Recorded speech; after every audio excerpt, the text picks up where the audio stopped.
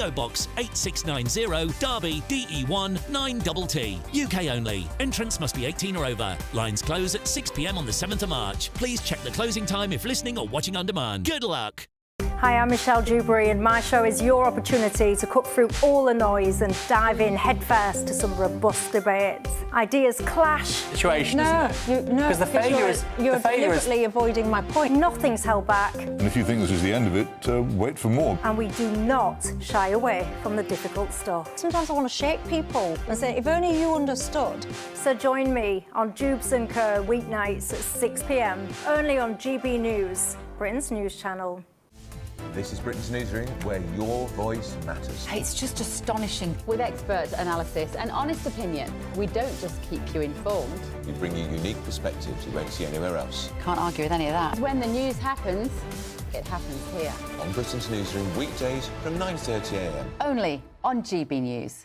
Good Afternoon Britain isn't just about us. The wonderful thing about this programme is it's about everyone watching. It's an interactive programme. Well, there absolutely is something to see here, and we're going to be talking about it more. Whether it's breaking royal news, Will, please bring us up to date. or indeed a particularly punchy speech in the House of Commons, very, very curious. we bring it to you live, and then we bring you live reaction as well. That's Good Afternoon Britain, weekdays from midday. Only on GB News, the People's Channel, Britain's news channel. Join me, Nana Akwe, for an informative, interactive news programme with a difference. It's fun. No, he didn't say that, Dave. I'm so surprised. I think there's an element of truth to that. Join me from 3 p.m. every weekend, only on GB News, Britain's news channel. I'm Christopher Hope. From pop stars to politicians, I'll interview anybody in a pub who's got a political opinion. Join me every Friday on Spotify, Apple Podcasts, YouTube or gbnews.com, or wherever you get your podcasts.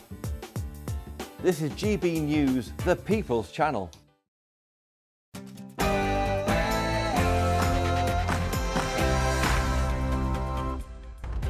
Good morning and Borada. Happy St. David's Day. I'm Sophie Reaper alongside the wonderful Adam Cherry, and this is Saturday Morning Live. That was very good. That was very good. Great to be with you. Happy St. David's Day, of course. Lots coming your way this morning, so let's get to it. Now, Volodymyr Zelenskyy said a short time ago this morning that it is very important for us that Ukraine is heard and that no one forgets about it. That follows his clash with Donald Trump in the White House last night, and we'll be speaking to a Ukrainian MP live from Kyiv shortly.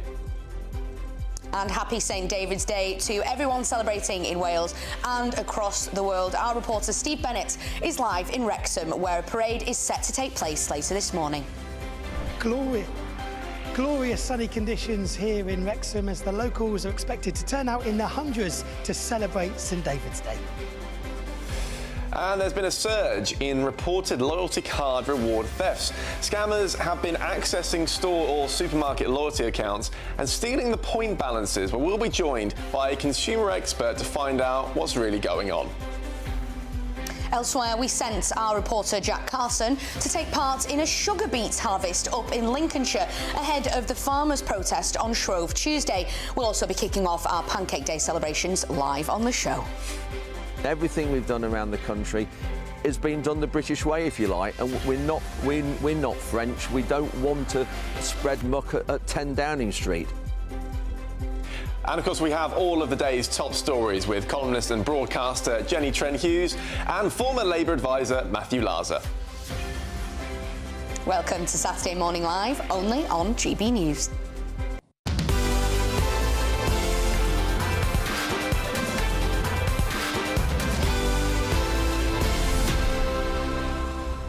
Well, just before we went on air, we were talking about what we put on our pancakes, weren't we? The toppings. And I think yours is so controversial. I don't know. Maybe we'll get our viewers to write in and let us know, because what is your topping of choice? Strawberry jam. And if strawberry's not available, we'll go with raspberry. But that can't be that controversial. Any fruit jam, essentially. Any jam. You're just happy. It's all fair game. Bit of sugar on there. Well, what do you put on then? I either go super traditional and British and I have my lemon and sugar and that's enough. Yeah. Or if I'm feeling a bit fancy, maybe I'll have Nutella and strawberries. Other brands of chocolate spread are available. They are. But the good news is we've got it all in the studio later. We're going to be trying everything. This is why the show is fantastic, is we get to eat pancakes and have a lot of fun. I know, very exciting. Like I said, we'd like to hear what you think think about that, about all the top stories. So send your views, post your comments, gbnews.com/your say. Well, before we do any of that into our jam-packed show, jam-packed, did you like that pun there? Fantastic. Before any of that, the lovely Tatiana Sanchez has got all your news headlines.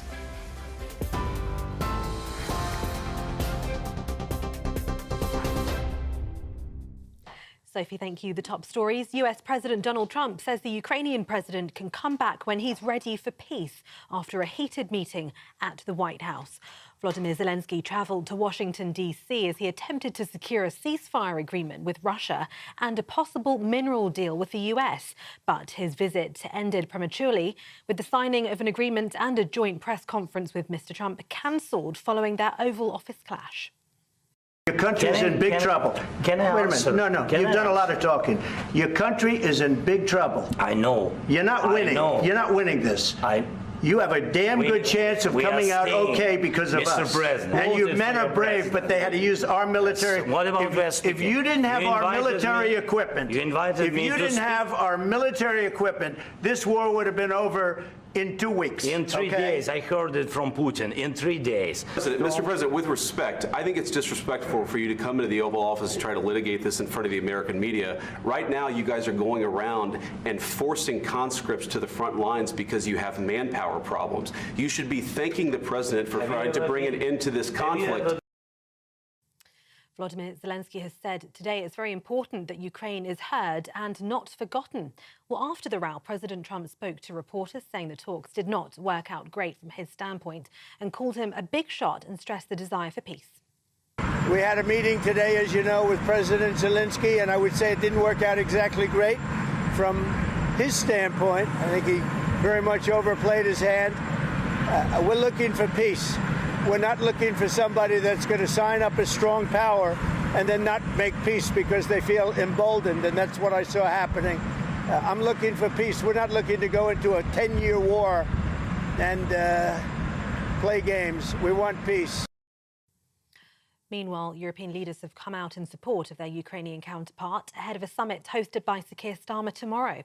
On X, Zelenskyy has responded to many of his European counterparts expressing thanks for their support. Elsewhere, the Vatican says the Pope had a peaceful night and is resting after suffering what was described as an isolated breathing crisis.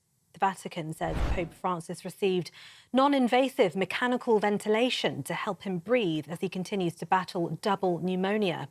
The latest episode comes after a couple of days in which the Vatican statements had been slightly more positive, talking of a slight improvement in the pontiff's condition. A statement says he is alert, but his prognosis remains guarded. Pope Francis was admitted to Rome's Gemelli Hospital on the 14th of February with a severe respiratory infection that triggered other complications. Elsewhere, teachers are to be consulted about a 2.8% pay rise and whether they're prepared to strike over the offer. Around 284,000 members of the National Education Union working in maintained schools in England will be asked to vote on accepting or rejecting the government's recommendation. The union said the preliminary ballots will gauge teachers' views on the need for a fully funded pay award that takes steps to address the crisis, they say, in recruitment and retention. The government's recommendation to the school's teachers' review body of a 2.8% increase for teachers this year and next is likely to be below inflation. And police say it's a reasonable assumption that actor Gene Hackman died when his pacemaker had its last event on the 17th of February. That's 10 days before being found. Hackman and his wife, Betsy Arakawa, were found dead in separate rooms of their home in a gated community in Santa Fe, New Mexico on Wednesday. One of the couple's 3 pet dogs was also found dead near Arakawa. An official said the condition of the bodies indicated the pair had been dead for several days, possibly even up to a couple of weeks. And those are the latest headlines for now. More from me in an hour. For the very latest GB News direct to your smartphone, sign up to News Alerts by scanning the QR code or go to gbnews.com/alerts.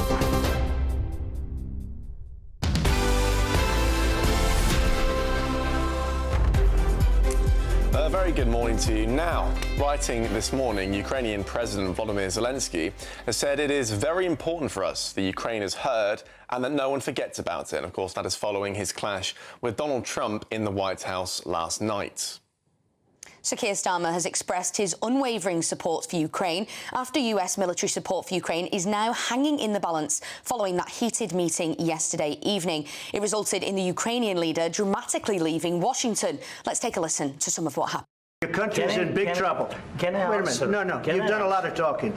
Your country is in big trouble. I know. You're not winning. You're not winning this.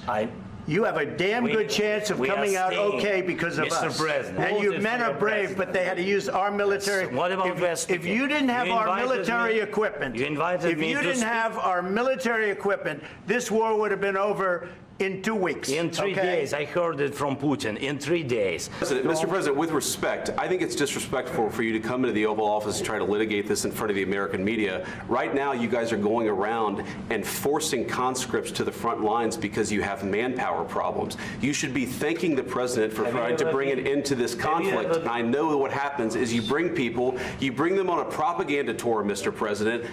Do you disagree that you've had problems? During the war, everybody has problems, even you, but you have nice ocean and don't feel now, but you will feel it in the future. God bless. You don't know that. God bless. You don't God know bless. That. You will not have a war. Don't tell us what we're going to feel. We're trying to solve a problem. Don't tell us what we're going to feel. I'm not telling you. Because you're in no position to dictate that. Remember this. You don't have the cards right now. With us, you start having cards. Right now, you don't. Yeah, you're playing cards. Mr. President. You're playing cards. Serious. You're gambling with the lives of millions of people. You're gambling with World War III. Why don't you wear a suit? Why don't you wear a suit? You're at the highest level in this country's office, and you refuse to wear a suit. Just want to see if do you own a suit? Yeah, you have problems. A lot of Americans have problems with you not respecting. I don't have such. I will wear a costume after this war will finish. Yeah, pretty ugly stuff. But after that row, this is what President Trump had to say afterwards. We had a meeting today, as you know, with President Zelenskyy, and I would say it didn't work out exactly great from his standpoint. I think he very much overplayed his hand. We're looking for peace. We're not looking for somebody that's going to sign up as strong power and then not make peace because they feel emboldened, and that's what I saw happening.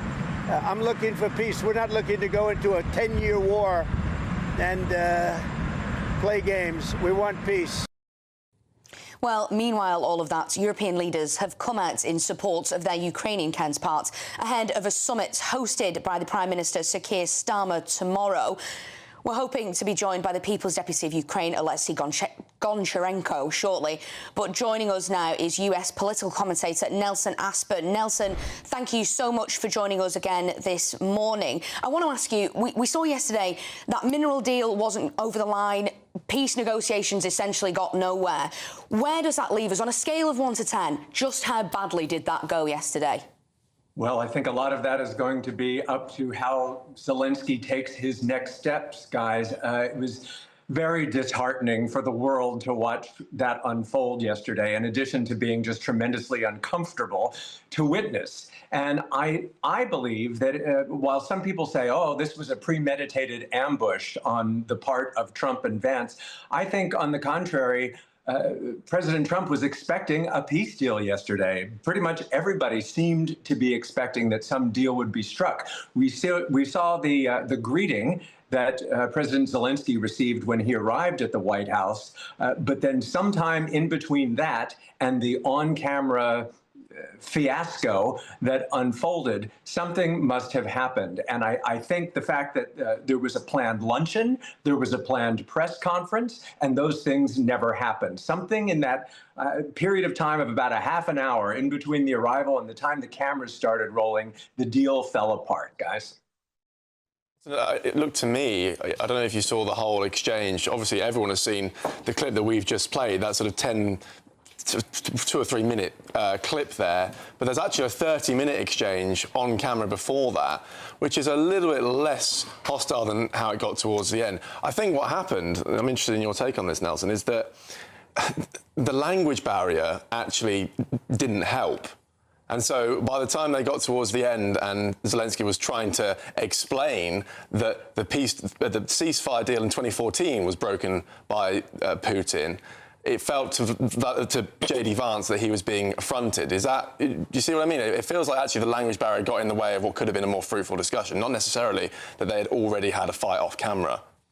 I think that is a fair assessment for sure, as opposed to times when we see politicians with prepared remarks. There were moments when President Zelenskyy looked toward his translator for a little assistance. When you're dealing with President Trump, you're oftentimes dealing with vernacular, whether it's playing cards, the comment from the side about the suit, and Zelenskyy's, the language he referred to the suit as a costume. So it was unexpected vernacular ad-lib, difficulties with things being lost in translation. The retired general who was the envoy to Ukraine, Keith Kellogg, was very shocked. He thought he was bringing President Zelenskyy in for a peace deal. So, and if you look at, this is one of those tremendous opportunities to study body language. And if you see in the right side next to Vice President Vance, Secretary of State Marco Rubio looks like he's about to melt into the sofa, because I think he also was expecting this to be a triumphant day where a peace deal would be struck. And now he has pointed the finger at Zelenskyy for the breakdown. And, it's going to be up to the Ukraine on how they handle it. Senator Lindsey Graham recommended that if Zelenskyy can't fix it fast, he should step aside. Nelson, I just really want to quickly ask you, things seemed to come to a head when President Trump warned President Zelenskyy that he was gambling with World War III. How likely do you think that is? I think that's a tremendous soundbite, and we know that our president likes to speak in sound bites. He even made a casual remark about what good television this was all making, and playing for the entertainment value of this conflict. But the allies, the European allies, are strong. We saw that with European leaders coming out in support of Zelenskyy. Canadian Prime Minister Trudeau has come out. I think a lot is going to rely on how his meetings with your Prime Minister go to sort of set the mood. It's interesting, coming off of President Trump's meeting with your Prime Minister, how engaged the two of them seem to be, how touchy-feely this sort of bromance between them prior to the Zelenskyy visit. So I think a lot's going to hinge on the next couple of days. They've got to do something quickly. Nelson, I agree. There's a lot riding on this, and of course, President Zelenskyy is here meeting the Prime Minister, Keir Starmer, tomorrow at Downing Street. Thank you, Nelson, for joining us. Right, let's get to the top stories of the day, because we're delighted to be joined by columnist and broadcaster Jenny Trent-Hughes and former Labour advisor Matthew Larser. Guys, good morning. Thank you. Good morning. Thank you for joining us. We'll get to the panel. We're going to cover those stories very shortly. Just very quickly, your response to that. What do you think to last night, that spectacle? I thought it was an absolute disgrace, and I think it is completely and totally a bargaining tool about the minerals rights. And I think that what Trump was trying to do was chop Zelenskyy off at the legs so that when they go to renegotiate, that Zelenskyy is going to be desperate and pray it doesn't work. Matthew, what do you think? Well, absolutely. I think it was absolutely disgraceful. I mean, it was the most embarrassing and sort of disheartening moment I think I've ever seen in global politics. I mean, it was undignified beyond belief for the leader of the free world to be behaving like that. Whatever his position is, you just don't behave like that. And what I found extraordinary is that any of us have a guest in our home, we don't go, you should be grateful for coming to our house. You should be grateful. We show them hospitality. We show them kindness and understanding. And as you said, Adam, the language barrier is a serious issue. His English is not particularly good, and yet he's just being berated. And the guy is sort of, nobody quite knows who he is, off camera shouting about the suit was just appalling. I mean, what about the president wearing a stupid hat in the following clip? He just looks like an absolute idiot. I mean, the truth of the matter is, I think this just shows us just what a danger Donald Trump is. It crystallises what a danger Donald Trump is to all of us, and we should all be worried. Well, we'll continue that conversation. Of course, we are still hoping to get the Ukrainian MP to join us. But a slight shift now, because we want to do our favourite feature, Peak of the week. We'll come back to the top stories of the week. Yeah, we are going to do that. So we'll do our peaks of the week. Adam, you first? Yeah, so mine are always quite lame. I love yours so much. So mine was discovering the cruise control on our company car on a drive back from Cornwall this week. Fantastic. I just can't believe that you've only just discovered it. We've had them for months. Yeah, but I've been afraid to press it because you never know what's going to happen. Eject seat, mate. Well, yeah, I thought it was going to be a James Bond job. But you know what? All it did was make my life incredibly easy. So that's my peak of the week. No, it's a good peak of the week, What's to be yours? fair. My peak of the week started last week. Many of our viewers will remember we did a piece about a veterans charity called the Spearhead Foundation, and thanks to our amazing viewers, they were going to go under. They weren't going to be able to continue their very vital work. Yeah. Thanks to our amazing viewers, we raised over £13,000 with our viewers in just a few hours, and then we got a further £50,000. So that was amazing. But my peak of the week is that since then, I've heard from the founder of the charity, Craig, who told me that because of that, he told me about what they're going to be able to do. They're going to be able to remodel parts of their HQ. They're going to be able to help so many more people. And he also told me that one veteran had been contemplating suicide, and through seeing our report, he actually reached out, and he's now in counselling to help him cope with what he's going through. And that, to me, it makes everything worth it. So thank you to our amazing viewers for your donations. That is absolutely incredible that we were able to help that charity continue doing all their valuable work. Amazing. Yeah. Again, your peak of the week being slightly more substantial than mine. But great. Guys, really have you work. got any peaks of the week? I know I loved yours last time. Bananas and maple syrup. Oh, yeah, that's a different topic. That's topic of the week. Yeah, that's right. That's all I can think about. I went to the GP for my regular sort of every couple of months, blood pressure, blah, blah, blah. And I'd lost a whisker under a stone in the past month. Wow. But I wasn't even trying. And people kept saying to me, and I said, oh, no. And I somehow have, which makes me think that the whole thing of stop thinking about it and worrying about it. She's got to be happy. And life happens. Oh, yeah, I want your secret. Your secret is not thinking about it. Yeah. Quick one for you, Yeah, Matthew. mine is a project I've been working on for several months, which is when the House of Commons House of Parliament has to be refurbished. Is to put it a project to put it on the water to save the taxpayer money and keep pressure up to get it done. Finally came to light here on GB News. Yes, so it's fantastic. Sven, the amazing Norwegian engineer behind it came on GB News, and we're now out there in the public. So it was great to see that kind of giving birth to our amazing. baby. Well, there we go. Keep sending in your peaks of the week as well, because we'd love to be able to read them out. So you can send those in at gbviews@gbnews.com, or you can write them in on your say on the GB News website, and we'll be reading them out throughout the show. So keep them coming in. Absolutely. Jenny, Matthew, we are going to come to the stories later on in the show, but for now we're going to leave it there. We'll catch up with you later on. Now, do you want to go with this one?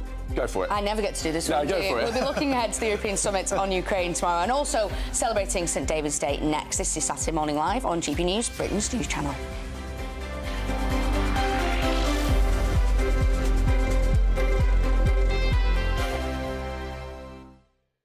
We're proud to be GB News, the People's Channel. And as you know, we always love to hear your views. Now, there's a new way of getting in touch with us at gbnews.com/yoursay. By commenting, you can be part of a live conversation and join our GB News community. You can even talk to me, Bev Turner, or any of the members of the GB News family. Hi, I'm Michelle Dewberry, and my show is your opportunity to cut through all the noise and dive in headfirst to some robust debates. Ideas clash. Situation, isn't it? Because the failure is... You're deliberately avoiding my point. Nothing's held back. And if you think this is the end of it, wait for more. And we do not shy away from the difficult stuff. Sometimes I want to shake people and say, if only you understood. So join me on Jubes & Co. weeknights at 6 p.m, only on GB News, Britain's news channel. In the GB Newsroom, we bring you the news as it happens. With our team of dedicated journalists across the UK. We're ready to keep you up to date with what's happening every half an hour, every single day. Bulletins here on GB News, the People's Channel, Britain's news channel. Join me, Camilla Tominey, for a frank and honest discussion with those in power that cuts through the spin and gets to the heart of the issues shaping our nation. You haven't confirmed that you want to stand as leader, but you haven't ruled it out either. This report basically says that he's not fit to stand trial. Is he indecisive? incompetent? I deliver the dose of reality Westminster needs. That's the Camilla Tominey Show at 9:30 every Sunday on GB News. The People's Channel, Britain's news channel. If you want your news to be straight talking, this is a nightmare for the Conservatives again. Down to earth. It's not just Nottingham where this is happening, is it? And most importantly, honest. Hard-working, middle-class taxpayers, they'll get the book thrown at them. Then catch me, Martin Daubney, Monday to Friday, 3 till 6 p.m. on GB News, Britain's news channel. It's Patrick Christie's Tonight, and here we do things differently. It's explaining the absolute madness of this, doesn't it? It's explosive. I mean, this is very good. It's lively. 850. Your government sat there, Sean, and it did nothing. It's controversial. And the Middle East has been in turmoil since before I was born. It's everything you need to kickstart your evening. Everyone's had their Weetabix tonight. I love to see it. That's Patrick Christie's Tonight, weeknights from 9 p.m. Only on GB News, the People's Channel, Britain's news channel. Headliners on GB News 11 p.m. every night. It's got 3 top comedians going through the next day's newspapers so you don't have to read them, which is great. That's a good point. He's lying. I mean, maybe he's not lying. That's Headliners every night from 11 p.m. and 5 a.m. as well on GB News, Britain's news channel. I'm Stephen Dixon, and thanks for joining us on GB News, Britain's news channel.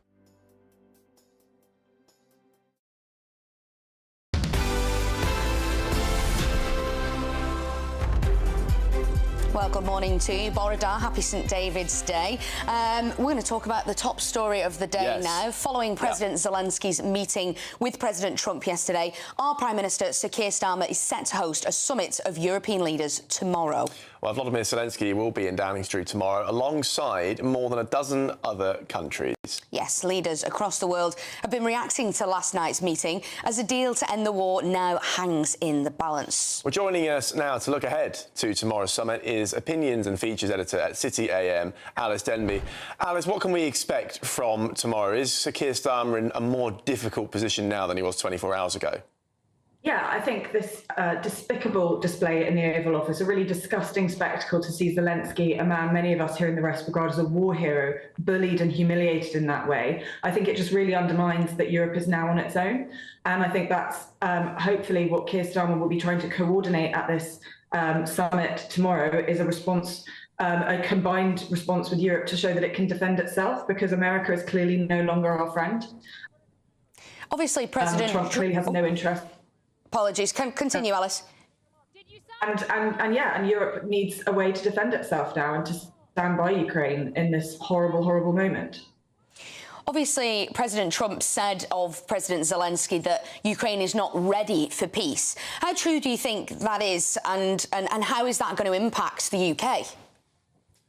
I think it's clear that Ukraine is ready for peace. I think Zelenskyy went to Washington yesterday expecting to sign this minerals deal and was completely blindsided. I think he's now in a really difficult position. I think it's clear that J.D. Vance clearly has some personal animus against him, and that Trump has kind of cut him off at the knees in these negotiations. And I think when you talk about ready for peace, I mean, his country was invaded. He's fought bravely for 3 years. I think, of course, the Ukrainian people want to see an end to this war, but at what cost? Is it, do you think, Alice, the mineral deal, that is crucial to all this? Are Ukrainians willing to go ahead with that? I mean, also the point is that if there are American, not troops, but American citizens on the ground in Ukraine following that deal, that de facto is a sort of backstop, isn't it? That's part of the agreement. Yeah, I mean, I think what we were hoping to see yesterday, what we were expecting to see is, as you say, American people mining and perhaps possibly European peacekeeping troops protecting them. And I think it would be very unlikely that Russia would attack American workers in Ukraine. Yeah. I think that deal may still stand. You know, we know that Trump's a deal maker. I think it depends. Much will depend on whether or not Europe can coordinate its own response. And you know, Trump responds to strength. right? So this is a moment where Europe, standing together with Canada and other allies, needs to show its strength. I think Keir Starmer will be hoping that France perhaps may up its military spending, as Britain has. I think France only spends around 2% of its GDP. So we'll see if something like that comes about, where if Europe can show its strength to Trump, and then maybe we can get this deal back on the table. Of course, Sir Keir Starmer was over at the White House earlier in the week as well. What do you think the tone will be tomorrow when he sees President Zelenskyy? Do you think his meeting with Trump earlier in the week could impact the tone there? I hope that when he meets Zelenskyy, he gives him his full support. It reassures him that Britain stands by Ukraine and will stand by Ukraine till the end. I think Keir Starmer obviously had a very successful meeting with Donald Trump. I think actually the secret, I think that the biggest diplomat in that room was clearly the king. And Keir Starmer, well, I hope, will be trying to position himself as a bridge between Europe and the US, because, you know, Trump likes Brexit. He likes the fact that Europe has stands like sort of adjacent to Europe. And I think he'll be showing Zelenskyy his full support, but also, you know, hoping that he can somehow, you know, act as a bridge with the US. Well, Alice, thank you so much for joining us this morning. Really interesting perspective there. Thank you so much. Now, I'm going to try my very best with the pronunciation. I was really looking forward to seeing that. Dydd Goel Dewi Hapus, or Happy St David's Day. I don't think I butchered that too badly. You did far better than I could have done. Well done. Now, why are we talking about that? Well, every year on the 1st of March, Welsh people around the world celebrate the country's patron saint, St David. And joining us now live from Wrexham is GB News reporter Steve Bennett, where a parade, we're told, is set to get underway shortly. Steve, what's the latest?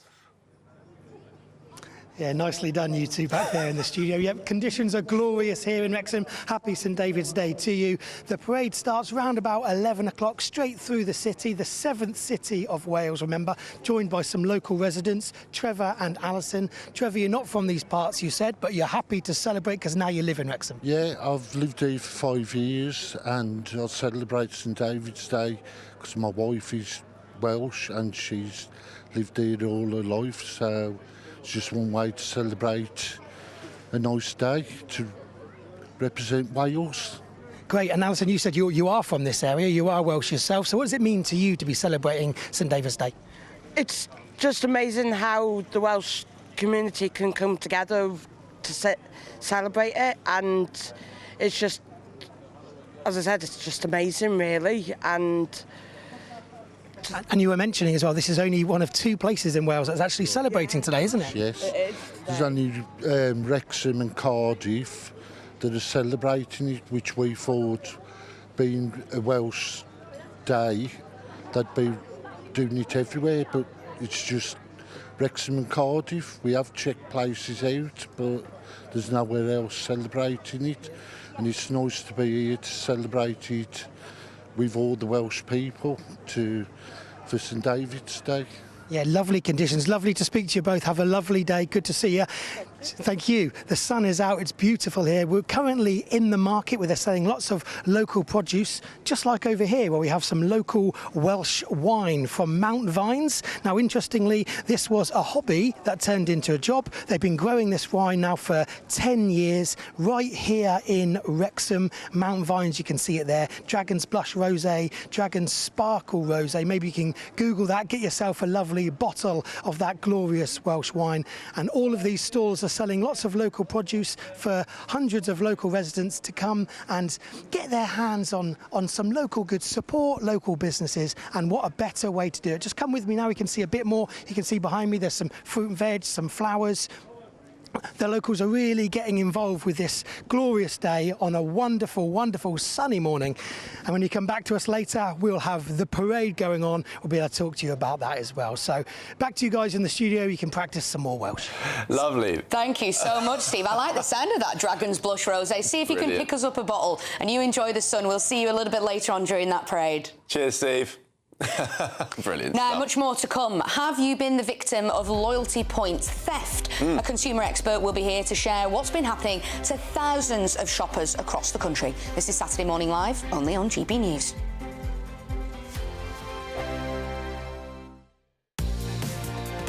Mornings don't have to be tiresome, especially if you have the right company. Wake up to news as it happens, opinion and debate, and of course, a little bit of entertainment too. Because when the kettle's on, we're on. That's Breakfast on GB News, a show worth waking up for. Every morning from 6 a.m. Only on the People's Channel, Britain's news channel. We'll spread the news, you spread the word.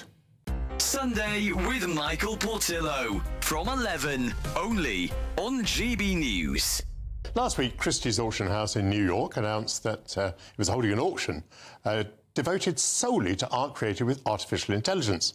Nearly 6,000 people have signed an open letter calling on Christie's to cancel the sale over concerns that the technology behind such AI art pieces exploits human artists and can potentially violate their copyright. And there are broader ethical questions at play too. Where do the boundaries of art lie? With me now is James Thomas from Martin Stanmore Auctions. James, very good to see you indeed.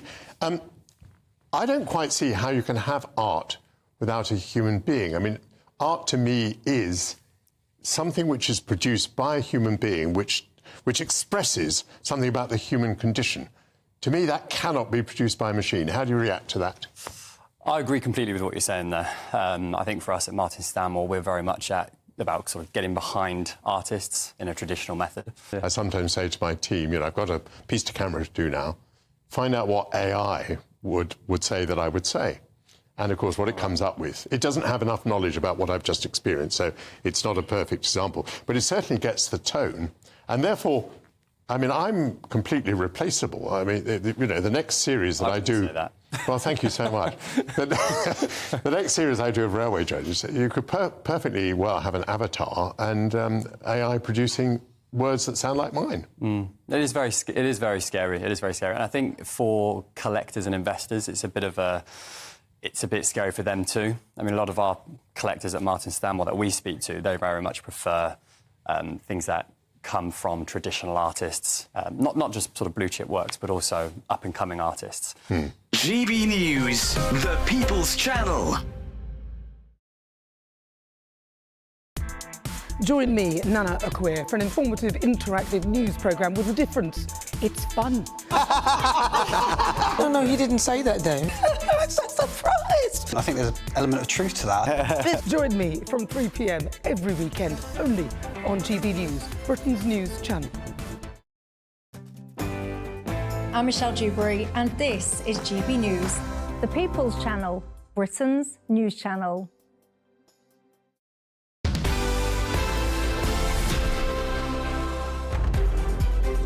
Welcome back to Saturday Morning Live. Now, don't forget to keep sending Adam and I your questions about the topics of this week so we can chat them through with our panel and our guests. And also, don't forget to keep sending in your peaks of the week. We've had multiple in already. We've had one from Sharon who says her pick of the week is a wonderful surprise when her two lads unexpectedly joined the rest of the family for her birthday meal last night. Oh, very nice. Very nice. Yeah. We've had another one from a different Sharon who we haven't seen for over 20 years. It's a wonderful day. So congratulations to you both.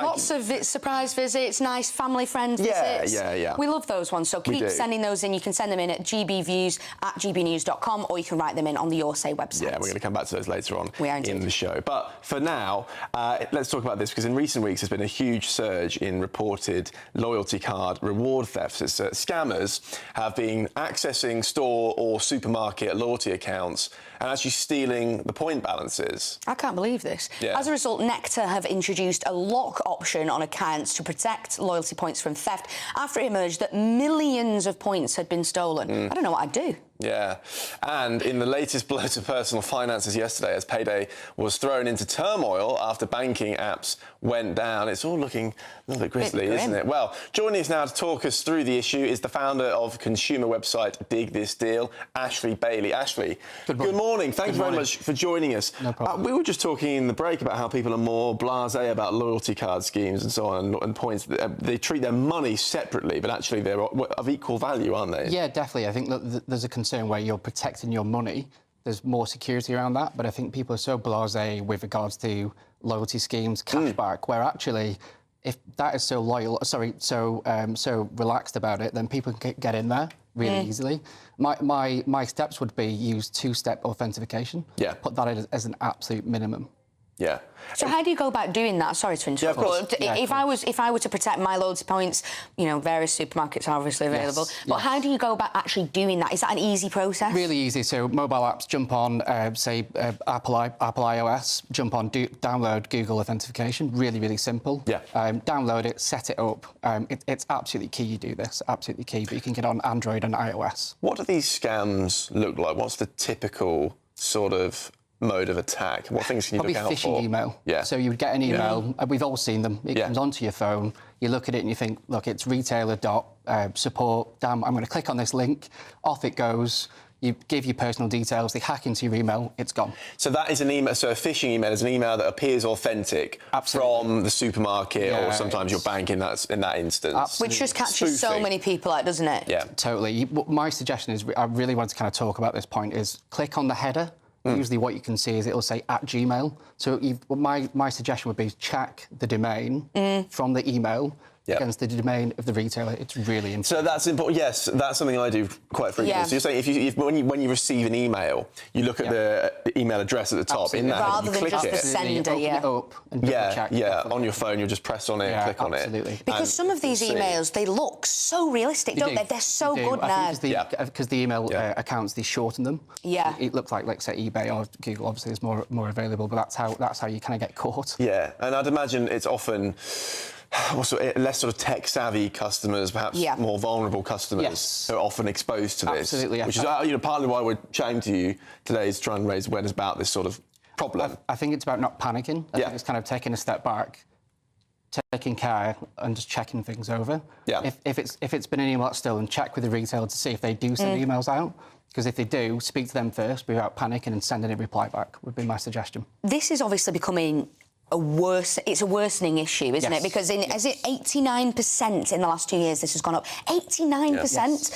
So is it a relatively new issue that's just getting worse and worse? I think because the banking industry have tightened up their security. I think fraudsters are then looking at how else they can make money. Right. So I still think there's a massive gap there where people need to really start tightening that up. So it's obviously been somewhere which they can easily target.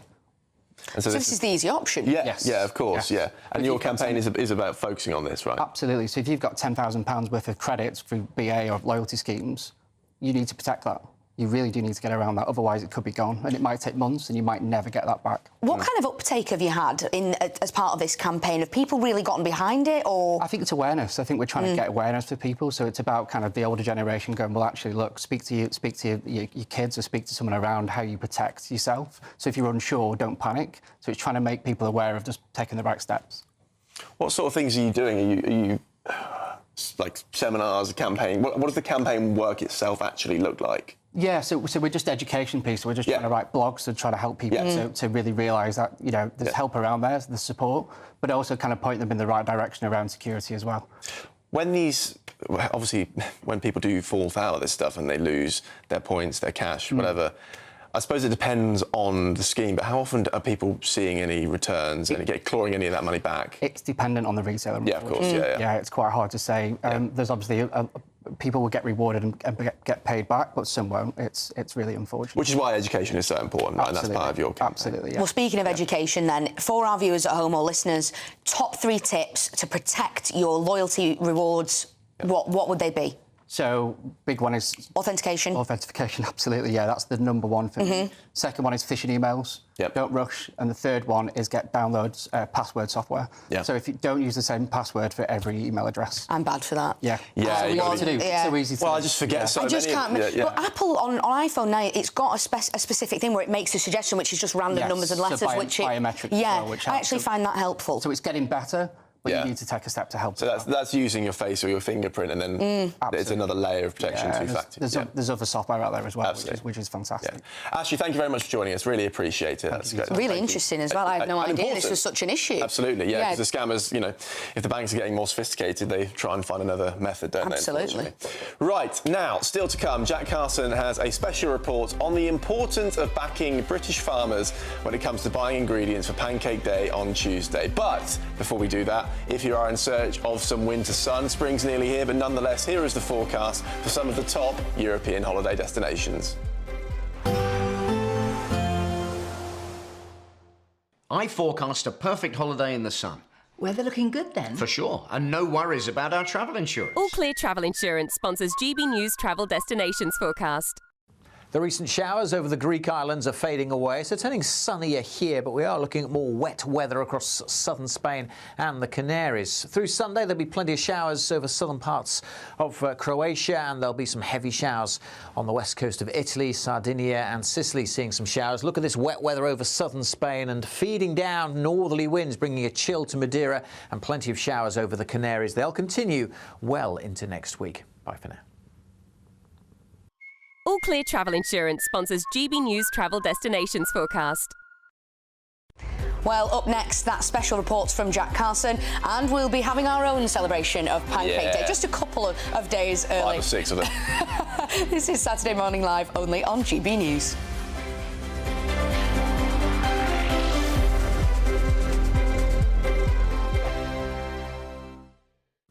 Morning, welcome to your latest weather update from the Met Office here on GB News. The 1st of March, it'll feel like spring this afternoon, but a touch of winter still first thing, with a frost for some and some patches of fog. It's a bit of a damp start through the central belt and across Northern Ireland. Some rain's crept in here through the night, so that should tend to fizzle out. Some fog over parts of eastern England, quite dense in places, but clearing fairly rapidly. And then we'll see a fine, bright day across much of the Midlands, East Anglia and southern England. Cloudier than yesterday over northern England and North Wales, much of Scotland, Northern Ireland turning brighter, and it's quite mild actually. Temperatures close to average, but feeling pleasant in the sunshine. 9-10 degrees Celsius, maybe 11 in 1 or 2 spots. Through this evening, we'll see the cloud continuing to break up as it pushes across northern England. Generally keep the clear skies across southern parts of England and East Anglia. Hazy end to the day as the high cloud spills in, and that thick cloud bringing in a little bit of rain and drizzle at times over particularly Cumbria. But Northern Ireland, much of Scotland seeing clear skies. The main exception will be the far north, where a brisk breeze will throw a few showers over the Northern Isles at times, but they'll be few and far between and tend to zip through. Staying a bit damp over the Lake District, but elsewhere it's a dry night. Again, where we've got clear skies, it'll turn cold with a touch of frost, and there'll be some fog patches likely to form too. Temperatures mostly staying up in this cloudier zone over northern England, but elsewhere dipping close to freezing and down a few degrees below freezing in the countryside, particularly over southern England. So again, a frosty start to Sunday, but again, generally a fine and sunny day here. The breeze will pick up further across the north of Scotland. Late in the day, some rain will creep into the Western Isles, but most places will be dry, and for many we'll see some good spells of sunshine. And after that chilly start tomorrow morning, well, again, feeling like spring in the afternoon sunshine, with temperatures getting up to 9 or 10 Celsius. Enjoy your weekend. We're proud to be GB News, the People's Channel, and as you know, we always love to hear your views. Now, there's a new way of getting in touch with us at gbnews.com/yoursay. By commenting, you can be part of a live conversation and join our GB News community. You can even talk to me, Bev Turner, or any of the members of the GB News family. I'm Christopher Hope. From pop stars to politicians, I'll interview anybody in a pub who's got a political opinion. Join me every Friday on Spotify, Apple Podcasts, YouTube or gbnews.com, or wherever you get your podcasts. This is GB News, the People's Channel. This is Britain's Newsroom, where your voice matters. It's just astonishing. With expert analysis and honest opinion, we don't just keep you informed. We bring you unique perspectives you won't see anywhere else. Can't argue with any of that. When the news happens, it happens here. On Britain's Newsroom, weekdays from 9:30 a.m. Only on GB News.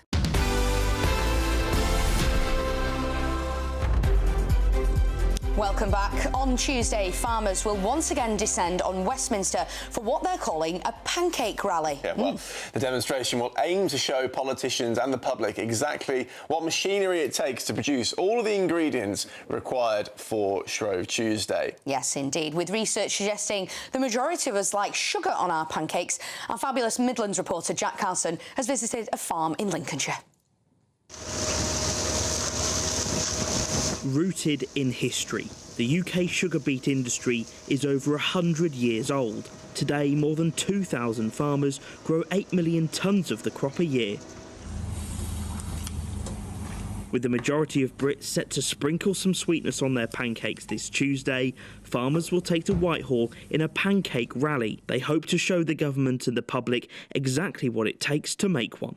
Andrew Ward farms sugar beet in Lincolnshire and is one of the rally's organisers. So we have 6 sugar beet roots here, and that's roughly what it takes to make 1 bag of sugar. Now, it's silver spoon sugar is the sugar that's made from British sugar.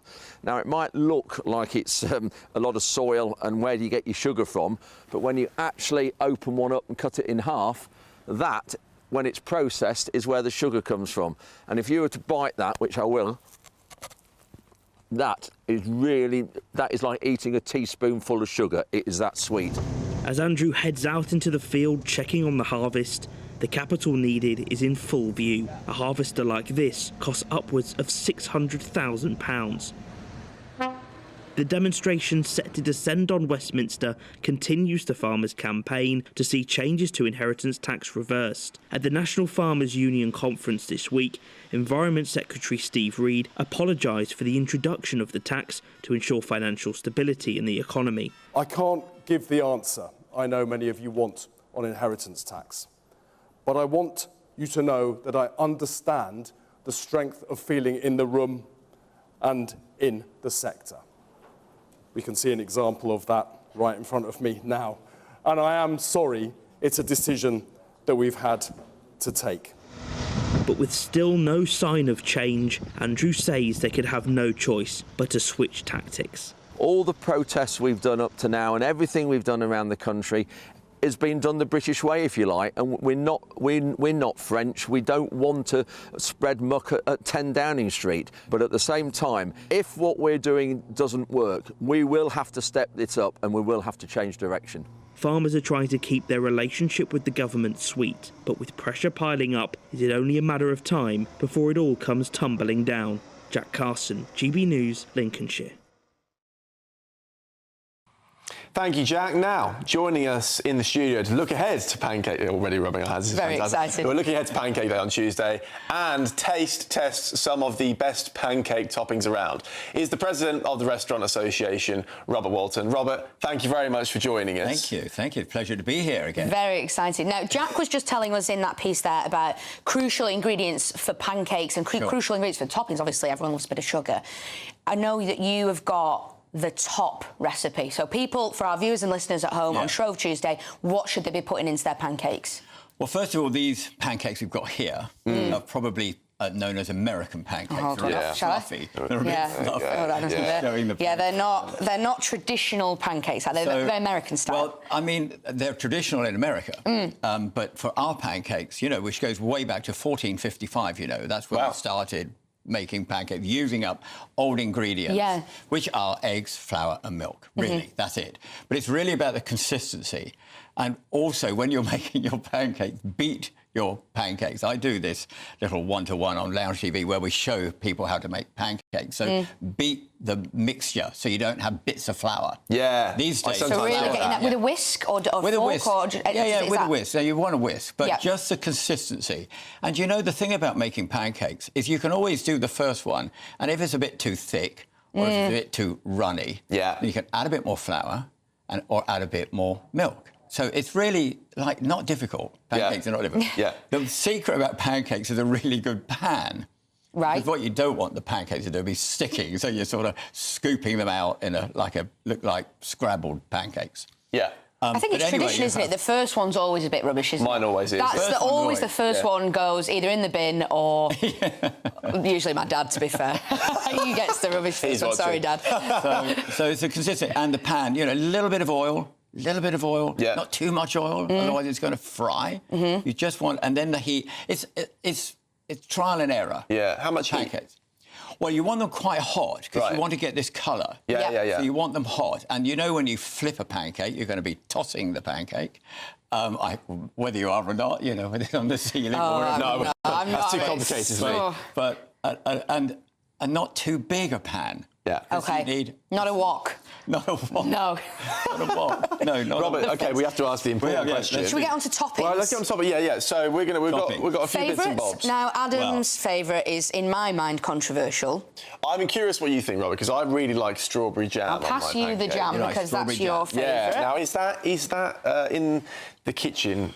Well, your pancakes look almost like scones, so you can. Well, in this instance, yes. this is going to be fantastic. Some of our viewers have been writing in with theirs. We had someone saying banana and ice cream. Banana and ice cream, love it. Yeah. Oh right, okay. Yeah, someone said. Now I found this really unusual, and I guess it's the sweet versus savoury debate. Someone said they have vegetable soup. You what? Yeah. I don't know if that was serious or not, but I mean, each their own. I'm going to go really traditional for my first one and have some lemon and sugar. Robert, what do you have? Lemon and sugar for me on a very, very flat, beautiful, warm pancake that you fold over and then fold over again. So you can almost make them into some sort of crepe Suzette shape, you know, which is like a little triangle. I love how you've just dug in with your hands, by the way. I'm going to have knife and fork. Come on. I'm going to have a bit of... You tell us about your favourite topping while I have a quick try. Well, I like lemon and sugar. I really do on Pancake Day, because for me, if you think about it, we just said it goes way, way, way back, and the idea was that you'd feast yourself up on pancake because you were going to fast then for the next one. Yeah, of course. So you'd stuff these and you'd be bloated probably at the end of it. For the rest till Easter. Then you've got 40 days that you're not going to eat at all. So I love that. But, you know, I love strawberries, I love maple syrup, I love blueberries. You think about that. If you think about taking it to the next level with a crepe Suzette, where you've got your beautiful orange and hot orange sauce, which you can make, you could do that. You don't have to flambe your kitchen, suddenly throw loads Certainly of not in my kitchen. But then I've heard of guacamole or gravy. Gravy? Oh, that's, well, as a northerner, I should probably support that. Well, I suppose if you think about a pancake mix, it is a savoury mix. It's the same. It's all we've got. We've got to add more eggs and we've got to put it in here. By the way, this is maple syrup. Yeah, this isn't whiskey. I said it looks like whiskey. I think because these are traditionally American-style pancakes, I will have a bit with a bit... Oh, God, I don't mind maple syrup. I love maple syrup. I mean, look, maple syrup on pancakes and pancakes with bacon and maple syrup. These are, as I said, fluffy American pancakes. Yeah, they're there for a reason, and that is gorgeous. I love that with bacon, maple syrup. It's absolutely gorgeous. But I'm a very much a traditionalist, so I'm really happy with my. You're happy with yours. Well, I must say.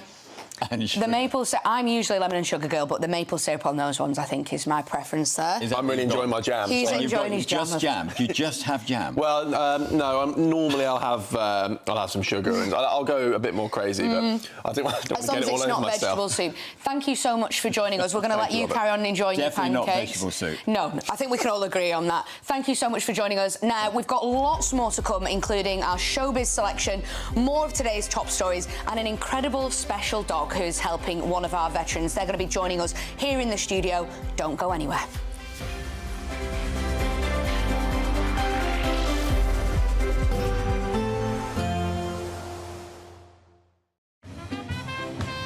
There will be a light breeze in the morning, leading to a warm front. Boxed heat pumps, sponsors of weather on GB News. Hello there, welcome to your latest GB News weather forecast from the Met Office. Well, for many parts of the south, it's going to remain sunny this afternoon. Still the risk of some patchy rain further north, and that's all courtesy of this cold front. But as it continues to move its way southwards into this area of high pressure, it will continue to weaken. So this afternoon, band of cloud across southern Scotland, Northern Ireland, the far north of England. Again, we could just see some patchy rain. Either side, generally dry with some good amounts of sunshine, especially for southern parts of the UK. Maybe just the odd shower further north. And for most of us, in the sunshine especially, not feeling too bad for the first day of spring. Highs potentially up to 10 or 11 degrees. So as we end Saturday afternoon for much of Scotland, it's a fine end to the day. Still the risk of some showers for Shetland and Orkney, but I think for most of the mainland it should be relatively dry. Some sunshine to end the day also for Northern Ireland, but for the far south of Scotland and northern England especially, a bit of a grey end to the day here with, again, still the risk of some patchy rain.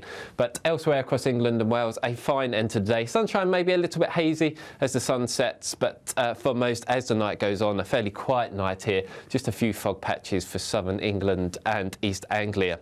The rain continuing for the far north of England, but again, fairly patchy here, and to the north of that, it's rather clear, maybe the odd fog patch, and where we do see the clearer skies, we will see a fairly widespread frost once again. But for a lot of the UK, it's a fairly bright start on Sunday morning once any early mist and fog clears. Still got this zone of cloud for northern England, sunshine a little bit more limited here, and then towards the very end of the day, winds increase with another band of rain just approaching the very far northwest of Scotland. But for most of us, temperatures on par to today, so again in the sunshine, not feeling too bad at all. A nice bright morning will generate a lovely warm day, right through to the evening. Boxed Solar, sponsors of weather on GB News. It's the final week to see how you could be one of 2 big winners in our latest giveaway, as we have 2 prize bundles that have to be won. There's 2 lots of a totally tax-free £10,000 in cash. You'll also receive a brand new iPhone 16, along with £500 in shopping vouchers to spend at your favourite store. Hurry, lines close on the 7th of March. For another chance to win, text cash to 63232. One entry costs £2 plus 1 standard network rate message, or text bonus to 63232. 5 entries cost £5 plus 1 standard network rate message. Go to gbnews.com/win. Entries start from just £2. Call 0903 681 3232. Calls cost £2 plus your network access charge, or post your name and number to GB11 PO Box 8690 Derby DE1 9TT. UK only. Entrance must be 18 or over. Lines close at 6 p.m. on the 7th of March. Please check the closing time if listening or watching on demand. Good luck. Good Afternoon Britain isn't just about us. The wonderful thing about this programme is it's about everyone watching. It's an interactive programme. Well, there absolutely is something to see here, and we're going to be talking about it more. Whether it's breaking royal news, Will, please bring us up to date, or indeed a particularly punchy speech in the House of Commons. Very, very curious. We bring it to you live, and then we bring you live reaction as well. That's Good Afternoon Britain, weekdays from midday. Only on GB News, the People's Channel, Britain's news channel. It's Patrick Christie's Tonight, and here we do things differently. It's explaining the absolute madness of this, doesn't it? It's explosive. I mean, this is very good. It's lively. 850. Your government sat there short and it did nothing. It's controversial. And the Middle East has been in turmoil since before I was born. It's everything you need to kickstart your evening. Everyone's had their Weetabix tonight. I love to see it. That's Patrick Christie's Tonight, weeknights from 9 p.m. Only on GB News, the People's Channel, Britain's news channel. Hi, I'm Michelle Dewberry, and my show is your opportunity to cut through all the noise and dive in headfirst to some robust debates. Ideas clash. Situation, isn't it? No, because you're deliberately avoiding my point. Nothing's held back. And if you think this is the end of it, wait for more. And we do not shy away from the difficult stuff. Sometimes I want to shake people and say, if only you understood. So join me on Jubes & Co. weeknights at 6 p.m. only on GB News, Britain's news channel. Join me, Camilla Tominey, for a frank and honest discussion with those in power that cuts through the spin and gets to the heart of the issues shaping our nation. You haven't confirmed that you want to stand as leader, but you haven't ruled it out either. This report basically says that he's not fit to stand trial. Is he indecisive? Incompetent? I deliver the dose of reality Westminster needs. That's the Camilla Tominey Show at 9:30 every Sunday on GB News. The People's Channel, Britain's news channel.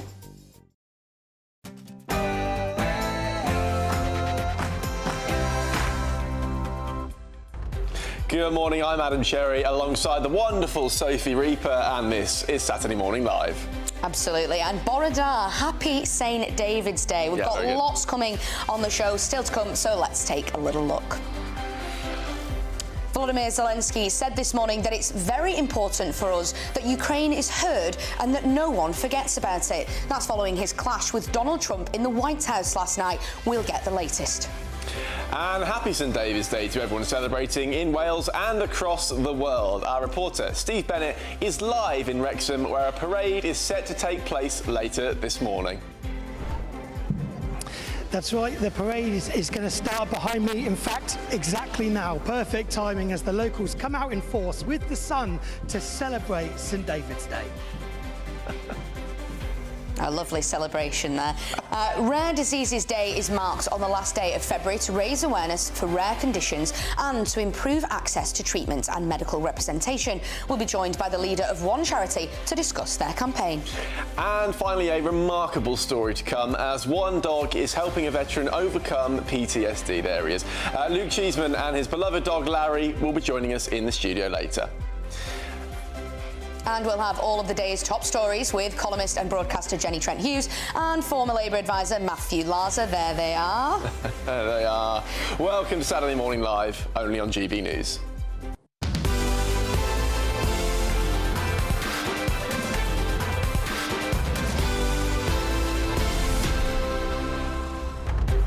Well, happy St David's Day, Adam. Happy St David's Day to you as well. We've had a very interesting show thus far, haven't we? Well, yeah. Just been trying our pancakes and lots of you getting in touch about your toppings.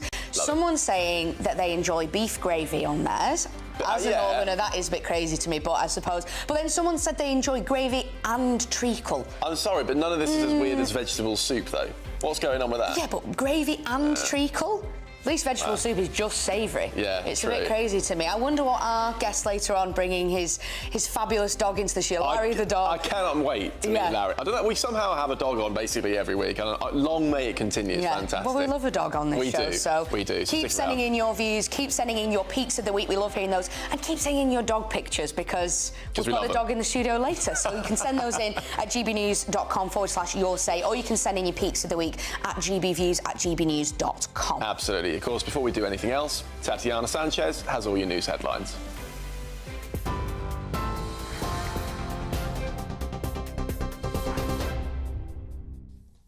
Adam, thank you. The top stories. US President Donald Trump says the Ukrainian president can come back when he's ready for peace after a heated meeting at the White House. Volodymyr Zelenskyy travelled to Washington, D.C. as he attempted to secure a ceasefire agreement with Russia and a possible mineral deal with the US. But his visit ended prematurely, with the signing of an agreement and a joint press conference with Mr. Trump cancelled following their heated exchange at the White House. Your country is in big trouble. Can I Wait a minute. No, you've done a lot of talking. Your country is in big trouble. I know. You're not winning. You're not winning this. You have a damn good chance of coming out okay because of us. Mr. President. And you men are brave, but they had to use our military. What about if you didn't have our military equipment, you invited if me you to didn't have our military equipment, this war would have been over in 2 weeks. In 3 days. I heard it from Putin. In 3 days. Mr. President, with respect, I think it's disrespectful for you to come into the Oval Office and try to litigate this in front of the American media. Right now, you guys are going around and forcing conscripts to the front lines because you have manpower problems. You should be thanking the president for trying to bring an end to this conflict. Since last night, Volodymyr Zelenskyy says it's very important that Ukraine is heard and not forgotten. After the row, President Trump spoke to reporters, saying the talks did not work out great from Zelenskyy's standpoint, and he also stressed the desire for peace. We had a meeting today, as you know, with President Zelenskyy, and I would say it didn't work out exactly great from his standpoint. I think he very much overplayed his hand. We're looking for peace. We're not looking for somebody that's going to sign up as strong power and then not make peace because they feel emboldened, and that's what I saw happening. I'm looking for peace. We're not looking to go into a 10-year war and play games. We want peace. Meanwhile, European leaders have come out in support of their Ukrainian counterpart ahead of a summit hosted by Sir Keir Starmer tomorrow. In other news, the Vatican says the Pope had a peaceful night and now is resting after suffering what was described as an isolated breathing crisis. The Vatican says Pope Francis received non-invasive mechanical ventilation to help him breathe as he continues to battle double pneumonia. The latest episode comes after a couple of days in which the Vatican statements had been slightly more positive, talking of a slight improvement in the pontiff's condition. A statement says he is alert, but his prognosis remains guarded. Pope Francis was admitted to Rome's Gemelli Hospital on the 14th of February with a severe respiratory infection that triggered other complications. Elsewhere, teachers are to be consulted about a 2.8% pay rise and whether they're prepared to strike over the offer. Around 284,000 members of the National Educators Union working in maintained schools in England will be asked to vote on accepting or rejecting the government's recommendation. The union said the preliminary ballot will gauge teachers' views on the need for a fully funded pay award that takes steps to address the crisis in recruitment and retention. The government's recommendation to schools teachers review body of a 2.8% increase for teachers this year and next is likely to be below inflation. Now, police say it's a reasonable assumption that actor Gene Hackman died when his pacemaker had its last event on the 17th of February. That is 10 days before being found. Hackman and his wife, Betsy Arakawa, were found dead in separate rooms of their home in a gated community in Santa Fe, New Mexico on Wednesday. One of the couple's 3 pet dogs was also found dead near Arakawa, and officials said the condition of the bodies indicated the pair had been dead for several days, possibly even up to a couple of weeks. And the Prince of Wales has used his first message delivered in Welsh to wish Wales a happy St David's Day. Hello. Heddiw, a Ddydd Goel Dawi, rydym yn dod at ein gilydd I ddathlu Cymru, ei hanes, ei diwylliant a'i phobl anhygoel. O'i golygfeydd anhygoel i'w iaith, mae Cymru'n parhau I ysbrydoli. Heddiw, ni'n dathlu popeth sy'n hudol am Gymru. I bobl Cymru ac I bawb ar draws y byd, Dydd Goel Dawi hapus. And those are the latest GB News headlines. For now, more in half an hour. For the very latest GB News direct to your smartphone, sign up to News Alerts by scanning the QR code or go to gbnews.com/alerts.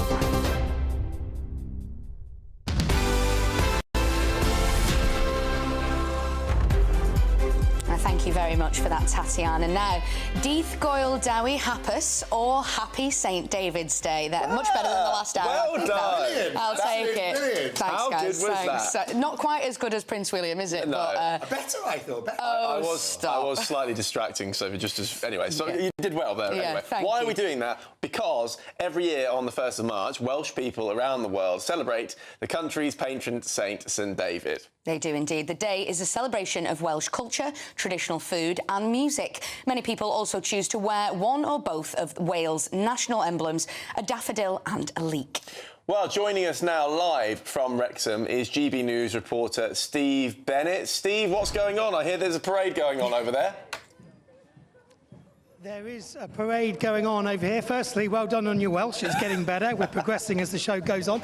Yeah, we're right in the parade, so you join us pretty much as it started. The locals have turned out in full force. Weather is lovely. Hundreds and hundreds of people celebrating St David's Day here in Wrexham, one of only 2 cities actually in Wales that is celebrating today. Hollywood Wrexham, as it's known now. Let's see if we can speak to a few of the locals to see how they're enjoying the parade. Madam, can we come and speak to you? Good morning. Good morning. Happy St David's Day. How are you? Are you enjoying yourself? St David's Day, yes. Tell us why this day is so important to you as a Welsh person. Just is. It's a good excuse to come out and celebrate, yeah, all things Welsh. Anything with a flag on, I'm there. Anything with a flag on and you're there. Good on you. Let's see who else we can speak to. Like, this is where the action is currently. Anything with a flag on, I'm there. Yeah, that's good. That's good. Me too. Yeah, so loads of people have come out, and of course there's also another event that's happening today. Wrexham are playing Bolton here in Wrexham. Kick-off is at 12:30, so it's going to be a very busy part of the world, this. Let's just see if we can catch up with some of the folks up here.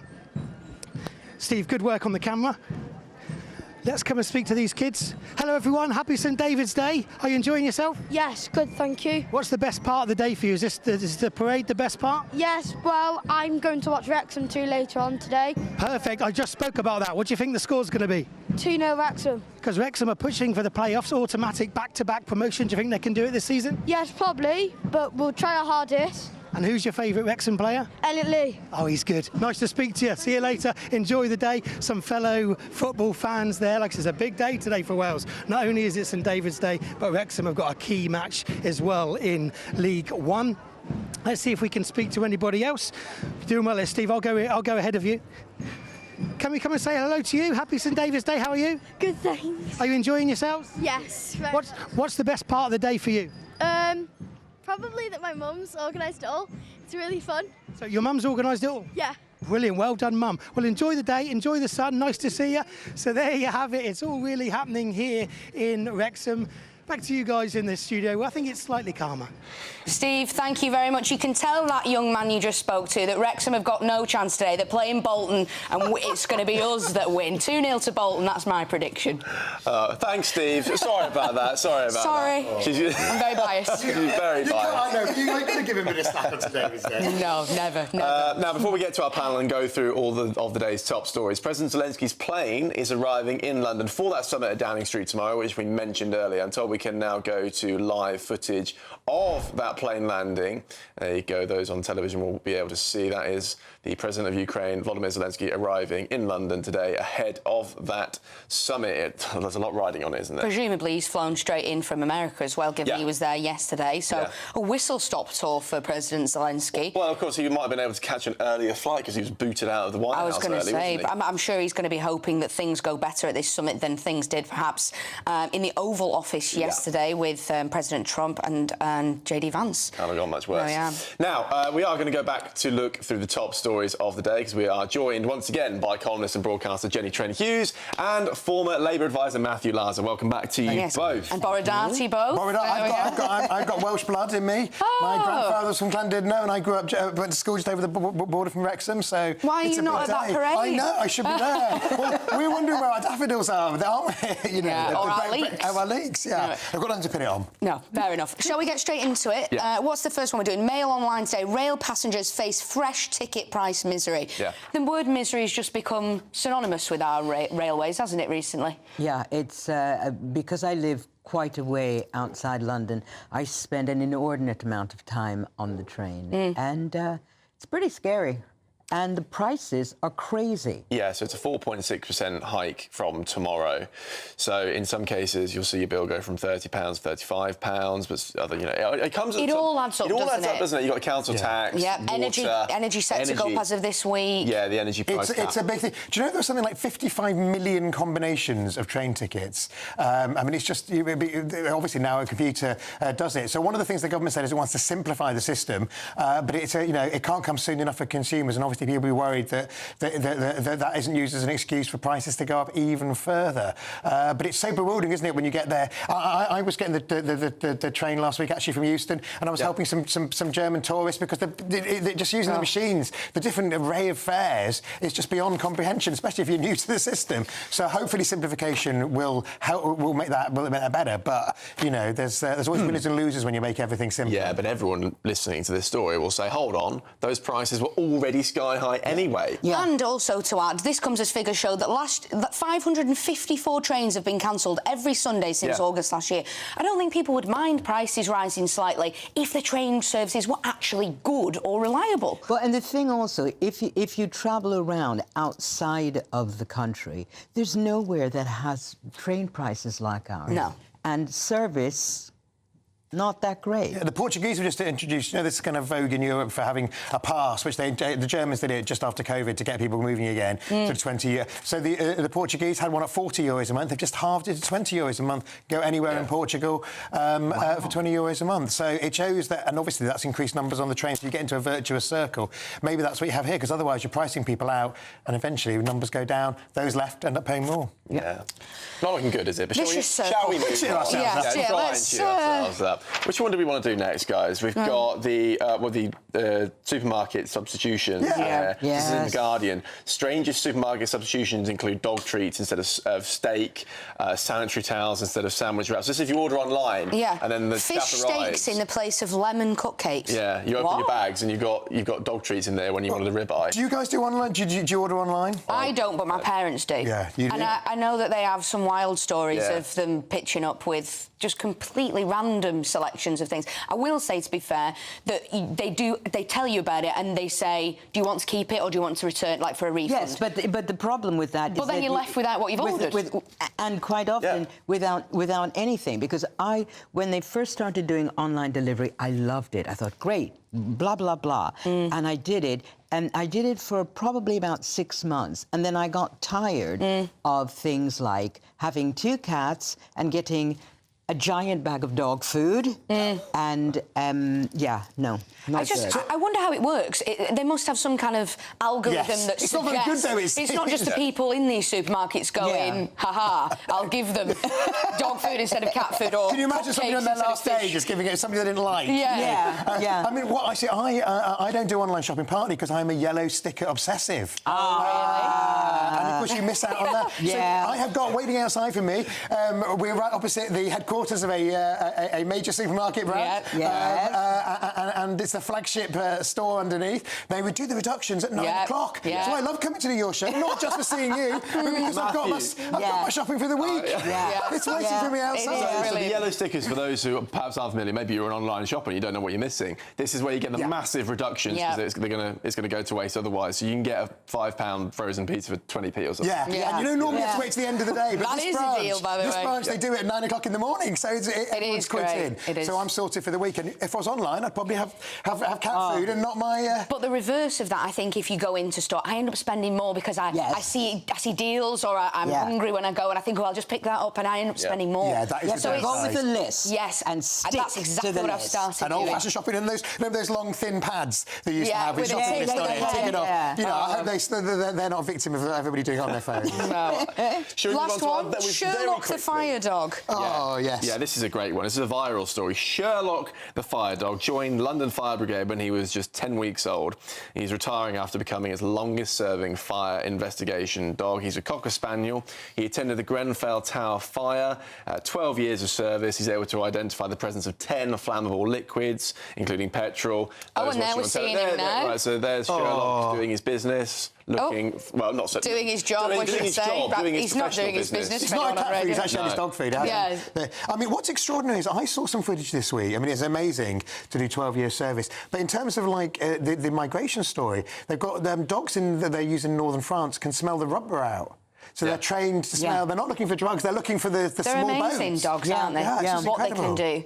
Well, why can't they be trained not to eat your shoes? Some dogs can, Jenny. Not to wee on the new carpet. That's much more important to me. Well, we've got a dog called Larry coming in onto the show later on, so maybe we'll ask him. He's a support I hope he's not in my shopping basket. He'll be very well trained. He will be very well behaved. He supports one of our veterans, so we're very excited to have him in this. So, Jenny, it sounds like you've had some horror shows in the past. No, that's why you've got cats now. Yeah. I've always been a cat person, I can say.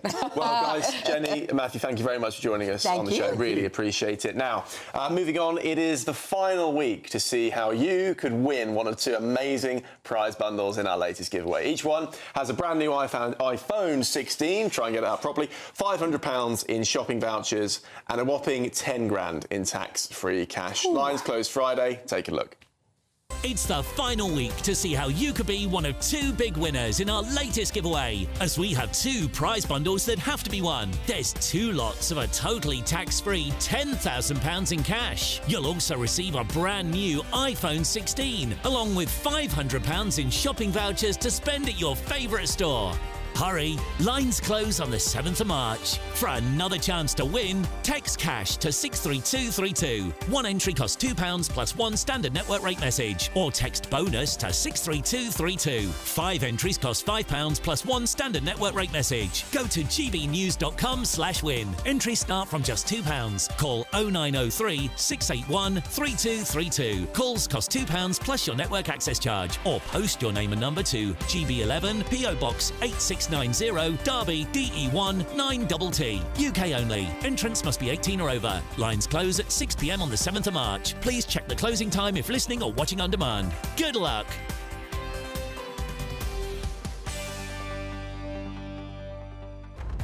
Well, all of that sounds absolutely lovely. Now, up next, yesterday was Rare Diseases Day. We'll be speaking to someone who suffers with a rare, life-changing illness about their calls for more funding. That's next here on Saturday Morning Live, only on GB News.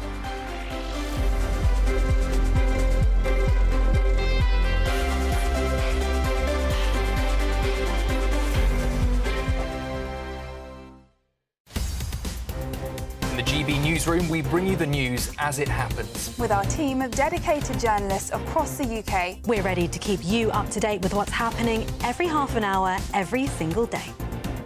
Bulletins here on GB News. The People's Channel. Britain's news channel. Martin Daubney, weekdays from 3 p.m. Sadly, on the 18th of December last year, I was 9:20 in the morning in London on Woolwich Manor Way, going about my business to deliver something to someone, and I heard a banging on my car door. The handle was being rattled, but I locked my door in London, Martin, and the next thing I knew was a fist with something metal just punched through the driver's window into my face and knocked me over to the passenger seat. I had a wonderful angel called Bobby, who was my witness, who saw it happen. We got to hospital in Essex. They couldn't deal with it because it was a bad injury, and I ended up in Moorfields Hospital on the 19th. My lovely wife was incredible. I had an operation, and currently, as I sit opposite you, I have 6 stitches holding my eyeball together, and I've got at least 3 more operations to hopefully get my sight back. Now, the astonishing thing about this is, it was just a random act from some nutter. It's changed your life forever. The moment you can't see, your cornea is dislodged, you need to go undergo major eye surgery. But, Mike, a lot of people will be saying the obvious thing. Why has nobody been nicked? Well, I know Woolwich, right? You can't drive through Woolwich without getting a ticket for ULEZ, right? The geezer was in a van or a car? He was in a dark van, and I unfortunately wasn't able to take a photograph of the reg plate. There's got to be CCTV there. There's got to be CCTV there, and all I can say is that I do feel let down because it's GBH, it's not just stealing a handbag, not that that's making, a small issue of that. That's bad enough. But being GBH, they dropped the case after 3 weeks. GB News, the People's Channel. We're proud to be GB News, the People's Channel, and as you know, we always love to hear your views. Now, there's a new way of getting in touch with us at gbnews.com/your-say. By commenting, you can be part of a live conversation and join our GB News community. You can even talk to me, Bev Turner, or any of the members of the GB News family. I'm Christopher Hope. From pop stars to politicians, I'll interview anybody in a pub who's got a political opinion. Join me every Friday on Spotify, Apple Podcasts, YouTube or gbnews.com, or wherever you get your podcasts. This is GB News, the People's Channel.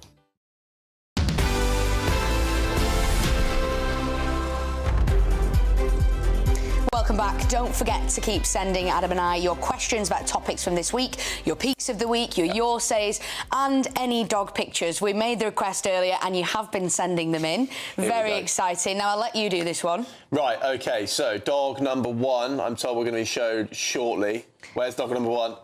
OK, there's no dogs. There's no pictures. Where are they? Oh, this is Molly. There we go. My dog. OK, Molly is coming in to say hello. Well, she's not coming in, but she's appearing. She's about to be famous on the screen at any moment now.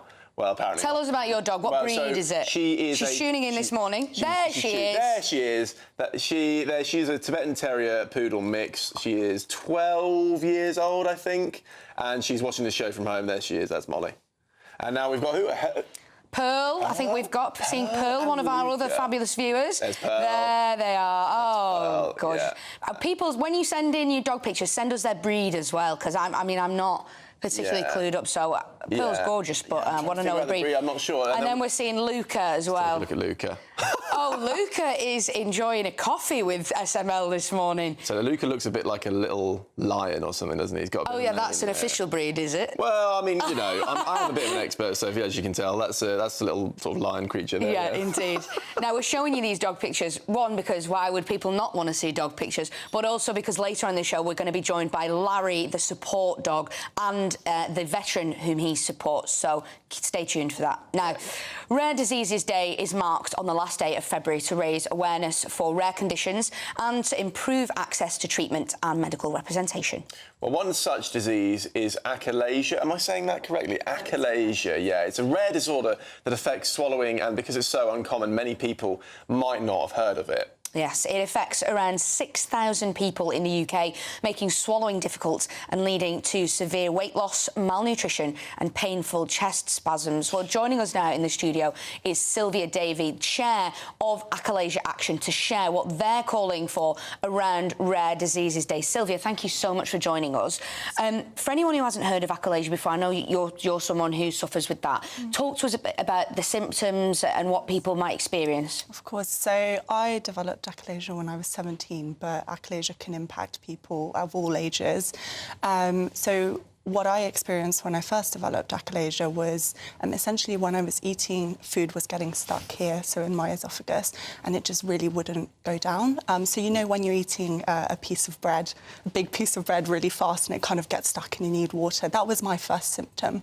And that was happening every now and again when I was eating, but then it started happening every time I was swallowing. So that made eating incredibly difficult and painful.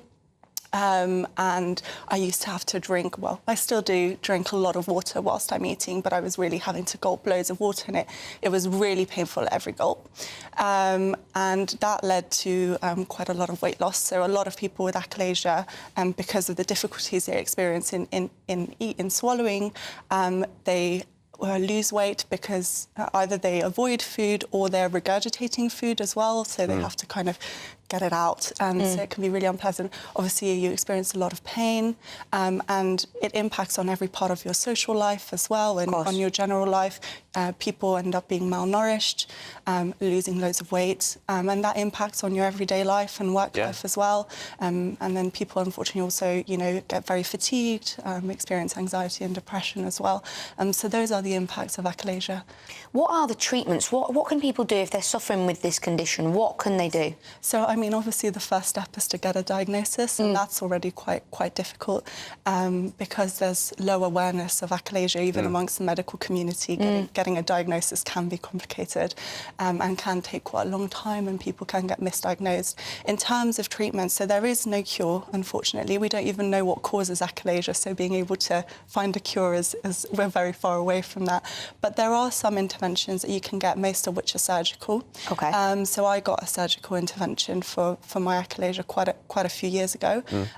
Unfortunately, these interventions sometimes don't work very well, and people need to have revisions or further interventions as well.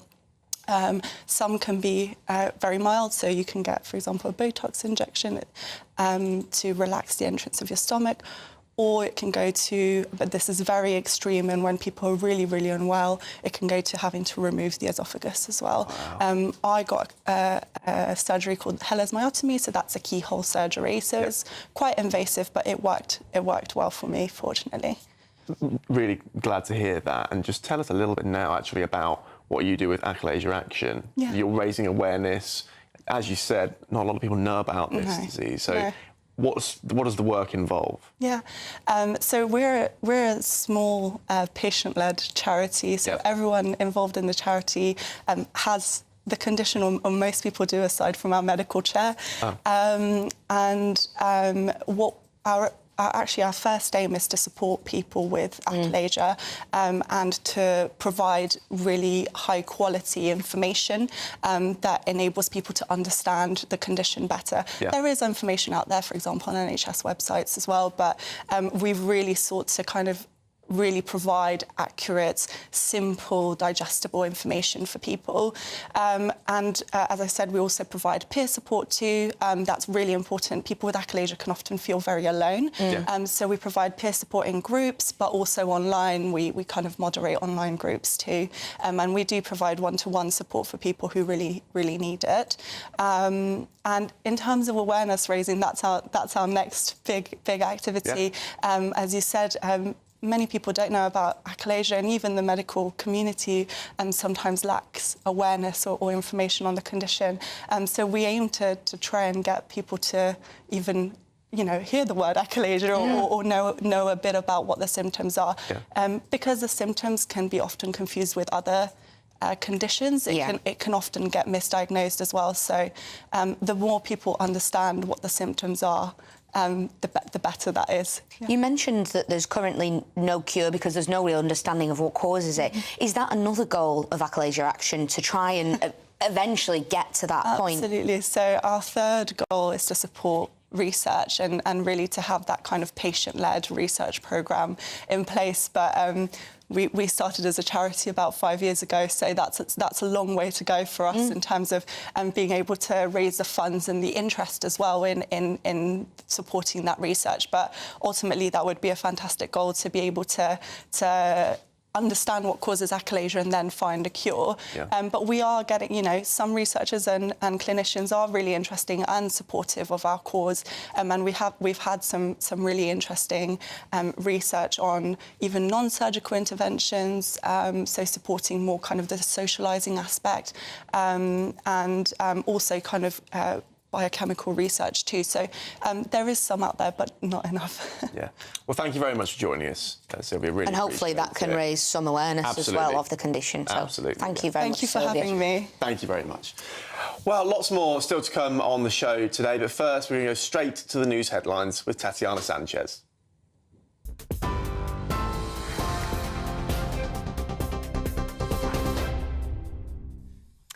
Good morning. The top stories. US President Donald Trump says the Ukrainian president can come back when he's ready for peace after a heated meeting at the White House. Volodymyr Zelensky's travelled to Washington, D.C. as he attempted to secure a ceasefire agreement with Russia and a possible mineral deal with the US. But his visit ended prematurely with the signing of an agreement and a joint press conference with Mr. Trump cancelled following their heated exchange at the White House. Your country is in big trouble. Can I Wait a answer? minute. No. You've done a lot of talking. Your country is in big trouble. I know. You're not winning. You're not winning this.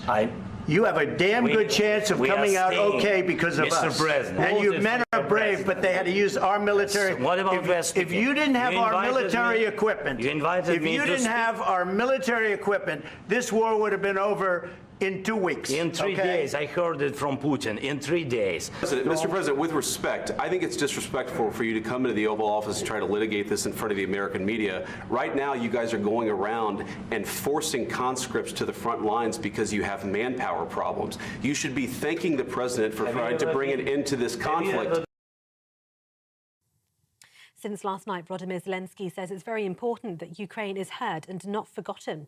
After the row, President Trump spoke to reporters saying the talks did not work out great from Zelensky's standpoint and stressed the desire for peace. We had a meeting today, as you know, with President Zelenskyy, and I would say it didn't work out exactly great from his standpoint. I think he very much overplayed his hand. We're looking for peace. We're not looking for somebody that's going to sign up as strong power and then not make peace because they feel emboldened, and that's what I saw happening. I'm looking for peace. We're not looking to go into a 10-year war and play games. We want peace. European leaders have come out in support of their Ukrainian counterpart. Volodymyr Zelensky's plane has reportedly arrived at Stansted Airport a short while ago after his heated meeting with Donald Trump and ahead of a major summit in London tomorrow, hosted by Sir Keir Starmer. Elsewhere, the Vatican says the Pope had a peaceful night and is resting after suffering what was described as an isolated breathing crisis. The Vatican says Pope Francis received non-invasive mechanical ventilation to help him breathe as he continues to battle double pneumonia. The latest episode comes after a couple of days in which the Vatican statements had been slightly more positive, talking of a slight improvement in his condition. The statement says he is alert, but his prognosis remains guarded. Pope Francis was admitted to Rome's Gemelli Hospital on the 14th of February with a severe respiratory infection that triggered other complications. And just before I go, some breaking news. Counter-terror police are assessing complaints about a BBC documentary on Gaza, which featured the son of a Hamas official. An internal review by the broadcaster into Gaza, How to Survive a War Zone, found the programme's child narrator is the son of Ayman Ali-Azuri, who has worked as Hamas's Deputy Minister of Agriculture. More on this shortly. And those are the latest headlines for now. More from me in half an hour. For the very latest GB News direct to your smartphone, sign up to News Alerts by scanning the QR code or go to gbnews.com/alerts.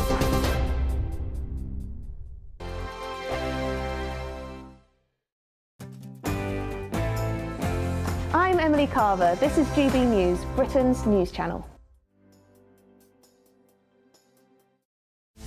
This is Britain's Newsroom, where your voice matters. It's just astonishing. With expert analysis and honest opinion, we don't just keep you informed. We bring you unique perspectives you won't see anywhere else. Can't argue with any of that. When the news happens, it happens here. On Britain's Newsroom, weekdays from 9:30 a.m. Only on GB News. Good afternoon, Britain. Weekdays from midday.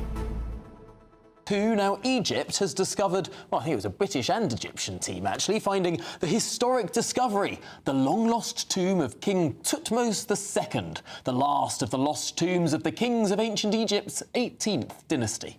Yes, and it's the first royal Egyptian tomb to be discovered since King Tutankhamun's final resting place was found in 1922. A very exciting discovery, and here to tell us all about it is the historian and author Martin Whittock. Martin, the first royal tomb since Tutankhamun. Indeed, indeed, and identified as King Thutmose II. Other pronunciations are also available. And as you say, it's the last of the lost tombs of Egypt's 18th dynasty. They ruled between about 1550 BC and 1292 BC. It had been known before this tomb since 2022 as Tomb C4, as its occupant was then unknown. But what's happened now is parts of alabaster vessels have been found which have inscriptions bearing the name of Pharaoh Thutmose II and identifying him as the deceased king, along, interestingly, with the name of his wife, Hatshepsut. Now, she's an interesting woman because after he died, she ruled as pharaoh in her own right, one of only 2 women to do so in ancient Egyptian history. Now, the mummy of King Thutmose II was actually discovered during the 19th century at a nearby archaeological site known as Deir el-Bahari Kashet, and it's thought it was moved there after it had been looted by tomb raiders centuries ago. So the tomb is not going to give us the kind of treasures that we associate with Tutankhamun, I'm afraid, but it shows us the architecture of these royal tombs. GB News, the People's Channel. Join me, Nana Akwe, for an informative, interactive news programme with a difference. It's fun. No, he didn't say that, Dave. I'm so surprised. I think there's an element of truth to that. Join me from 3 p.m. every weekend, only on GB News, Britain's news channel. I'm Nana Akwe. This is GB News, Britain's news channel.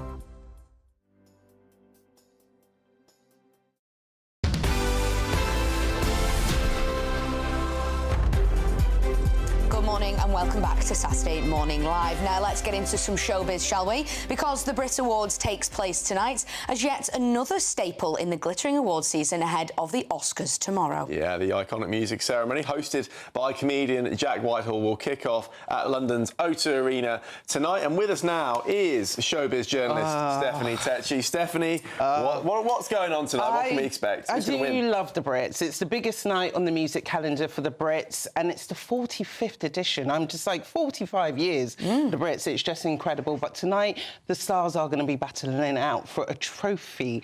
The big names that we can expect tonight is Sabrina Carpenter, international star. She's done amazing this year. Surely.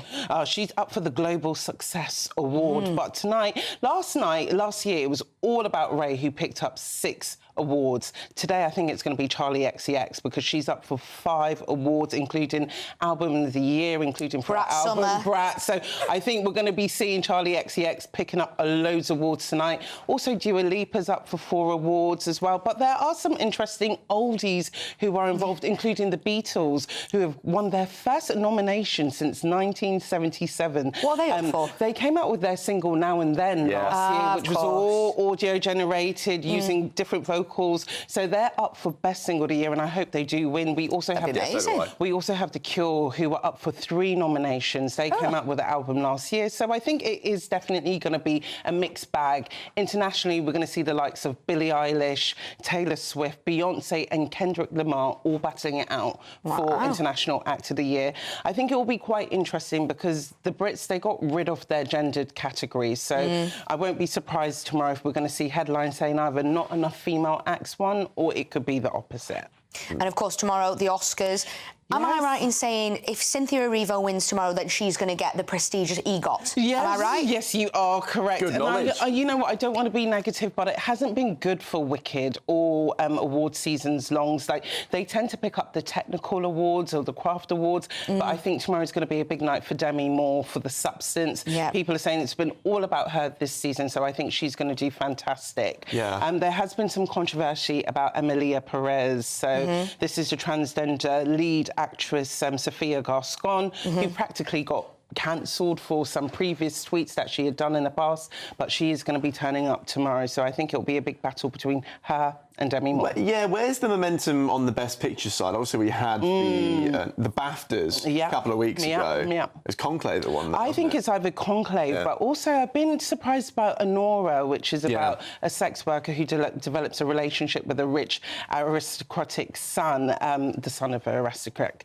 And I think that's been doing really well. So I think that could get Best Picture. Conclave, I think, is up there as well. Yeah. I don't think Wicked will get it for some reason. I think it's kind of, you know, hit and miss. Shall we have a bit of a gear change and stop talking about the Showbiz, the award ceremonies? I want to ask you about Gene Hackman, because that has been big breaking news the past few days. It's been a very sad story. He was a prolific Hollywood actor. We've had more updates on it. Investigators who've been investigating have said that he could have been dead up to 10 days, him and his wife. So they've done that based off his pacemaker, which they said stopped working from February 17th. They are investigating. They haven't ruled out for foul play, so there is a bit more to this scene.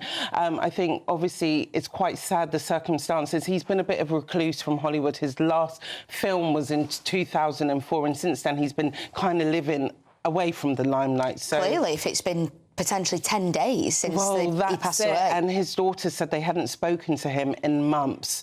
Unfortunately for his wife as well, they did find prescription bottles surrounded by her body. So it's all very tragic, all very sad. And I think there's going to be more that will be coming out over the next few months, because they said there was no sign of carbon monoxide, because that was the first thing people were saying. It could have been because they were in different rooms, weren't they? They were in different rooms, and the dog died as well. So that's what they thought it was, but they've ruled that out. They are now doing toxicology reports, but they said the results of those will not come out for a few months. But it's just tragic. I know the word legend get used quite a lot, but he really was a prolific actor, starred in over 60 films, and I would like to say he was a colossus of an actor. And just any role he played to it, you know, he really brought it to light. So it's just really sad what's happened. Steph Tetchy, thank you so much for joining us as ever. Now, still to come, we'll be joined in the studio by an army veteran and his service dog. But first, if you're in search of some winter sun, here is the forecast for some of the top European holiday destinations. You're looking happy. Well, the forecast looks good. So you've sorted the travel insurance then? All Clear Travel Insurance sponsors GB News Travel Destinations forecast. The recent showers over the Greek islands are fading away, so turning sunnier here, but we are looking at more wet weather across southern Spain and the Canaries. Through Sunday, there'll be plenty of showers over southern parts of Croatia, and there'll be some heavy showers on the west coast of Italy, Sardinia and Sicily, seeing some showers. Look at this wet weather over southern Spain and feeding down northerly winds, bringing a chill to Madeira, and plenty of showers over the Canaries. They'll continue well into next week. Bye for now. All Clear Travel Insurance sponsors GB News Travel Destinations forecast. Well, up next, Army veteran Luke Cheeseman will be here with his dog Larry to share how his four-legged friend is helping him with his PTSD. This is Saturday Morning Live on GB News.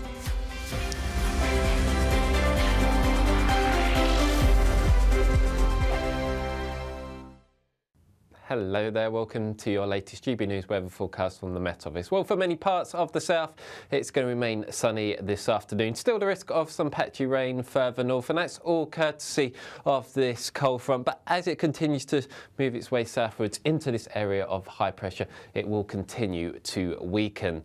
So this afternoon, band of cloud across southern Scotland, Northern Ireland, the far north of England. Again, we could just see some patchy rain. Either side, generally dry with some good amounts of sunshine, especially for southern parts of the UK. Maybe just the odd shower further north. And for most of us, in the sunshine especially, not feeling too bad for the first day of spring. Highs potentially up to 10 or 11 degrees. So as we end Saturday afternoon, for much of Scotland, it's a fine end to the day. Still the risk of some showers for Shetland and Orkney, but I think for most of the mainland, it should be relatively dry. Some sunshine to end the day also for Northern Ireland, but for the far south of Scotland and Northern England especially, a bit of a grey end to the day here with, again, still the risk of some patchy rain. But elsewhere across England and Wales, a fine end to the day. Sunshine may be a little bit hazy as the sun sets, but for most, as the night goes on, a fairly quiet night here. Just a few fog patches for southern England and East Anglia. The rain continuing for the far north of England, but again, fairly patchy here, and to the north of that, it's rather clear, maybe the odd fog patch, and where we do see the clearer skies, we will see a fairly widespread frost once again. But for a lot of the UK, it's a fairly bright start on Sunday morning once any early mist and fog clears. Still got this zone of cloud for northern England, sunshine a little bit more limited here, and then towards the very end of the day, winds increase with another band of rain just approaching the very far northwest of Scotland. But for most of us, temperatures on par to today, so again in the sunshine, not feeling too bad at all. Hi, I'm Michelle Dewberry, and my show is your opportunity to cut through all the noise and dive in headfirst to some robust debates. Ideas clash. Situation, no, because the failure is you're deliberately avoiding my point. Nothing's held back. And if you think this is the end of it, wait for more. And we do not shy away from the difficult stuff. Sometimes I want to shake people and say, if only you understood. So join me on Jubes & Co. weeknights at 6 p.m, only on GB News, Britain's news channel. We're proud to be GB News, the People's Channel, and as you know, we always love to hear your views. Now, there's a new way of getting in touch with us at gbnews.com/yoursay. By commenting, you can be part of a live conversation and join our GB News community. You can even talk to me, Bev Turner, or any of the members of the GB News family. I'm Michael Portillo. This is GB News, the People's Channel, Britain's news channel.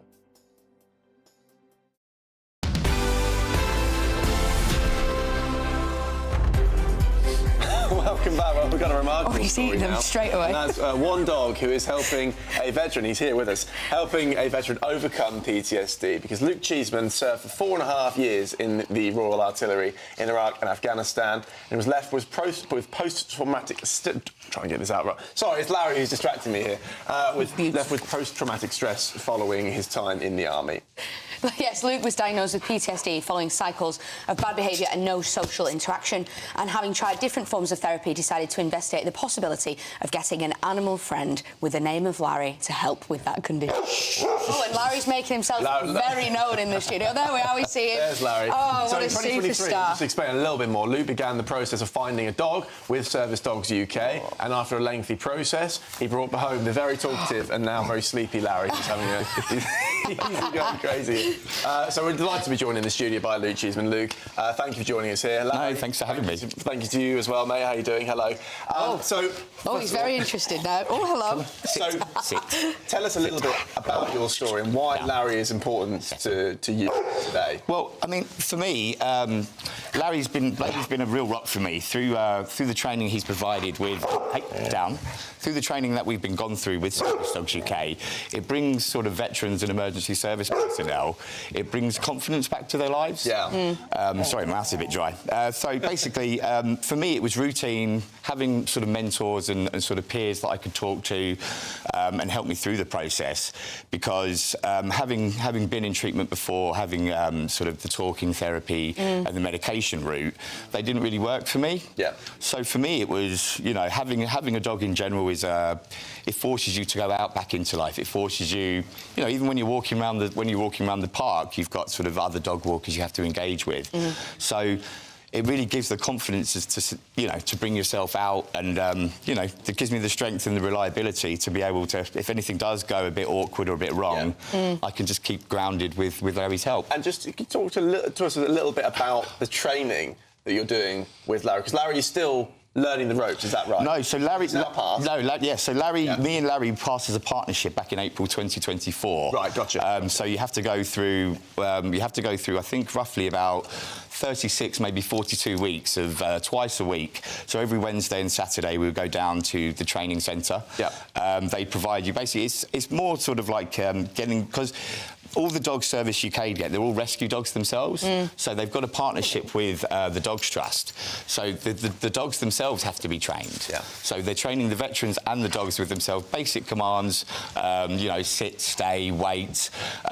With stairs and whatnot, we've got a lot of veterans with mobility issues, so they can train them to sort of brace on the stairs, but also to spot signs of distress. Yeah. To spot, well, while you're going through that, the training process, you become really close because you take them home. Yeah. So he spots any sign of distress, any, you know, for me it was sort of, for me it was bad sleeping and sort of dissociation sort of flashback. So he can spot those things and interrupt them maybe before they happen, or in sort of, you know, in a highly stressed situation, or like he hears raised voices, or you know, he can sort of interrupt those things before they get too on top of us or too stressful.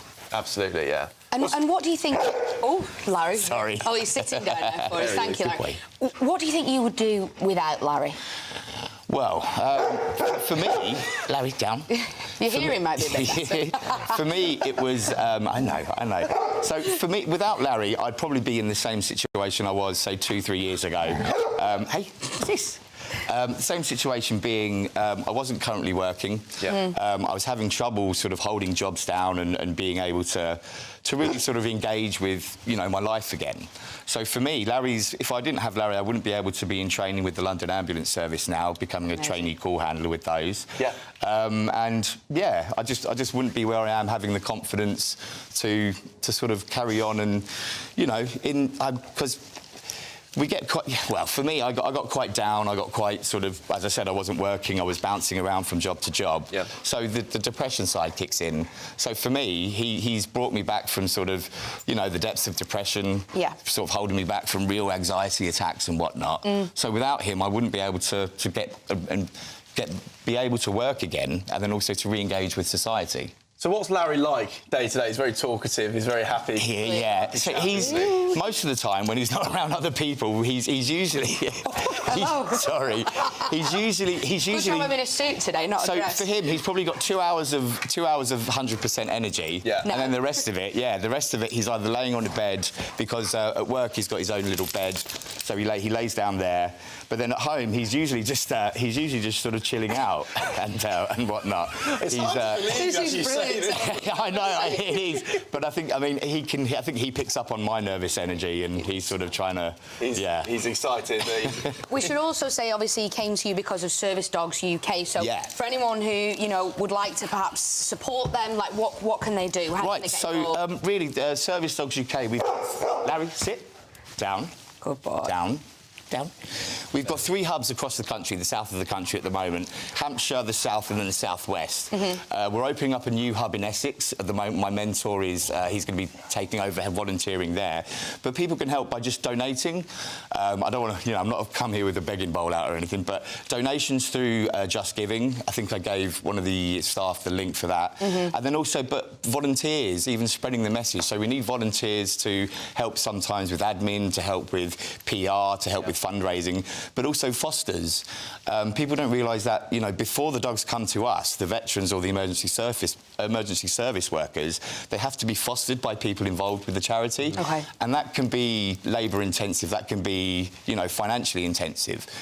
So, you know, fostering, spreading the message, you know, workplaces understanding that assistance dogs, can also help with mental health and mental stress rather than just sort of physical ability. But mainly donating, volunteering, fundraising, and just spreading awareness to sort of PTSD and assistance dogs. Luke, and of course Larry, thank you so much for joining us. Thank you for having us. Thank you. Dynamic duo, thank you very much. Thank you so much for having us. And thank you to all of our guests from today joining us here on Saturday Morning Live. Adam and I were back next weekend. We'll be back, and we shall indeed. But of course, don't go anywhere, because Dawn Neeson is up next. Have a great weekend. Thank you for watching. Thank you.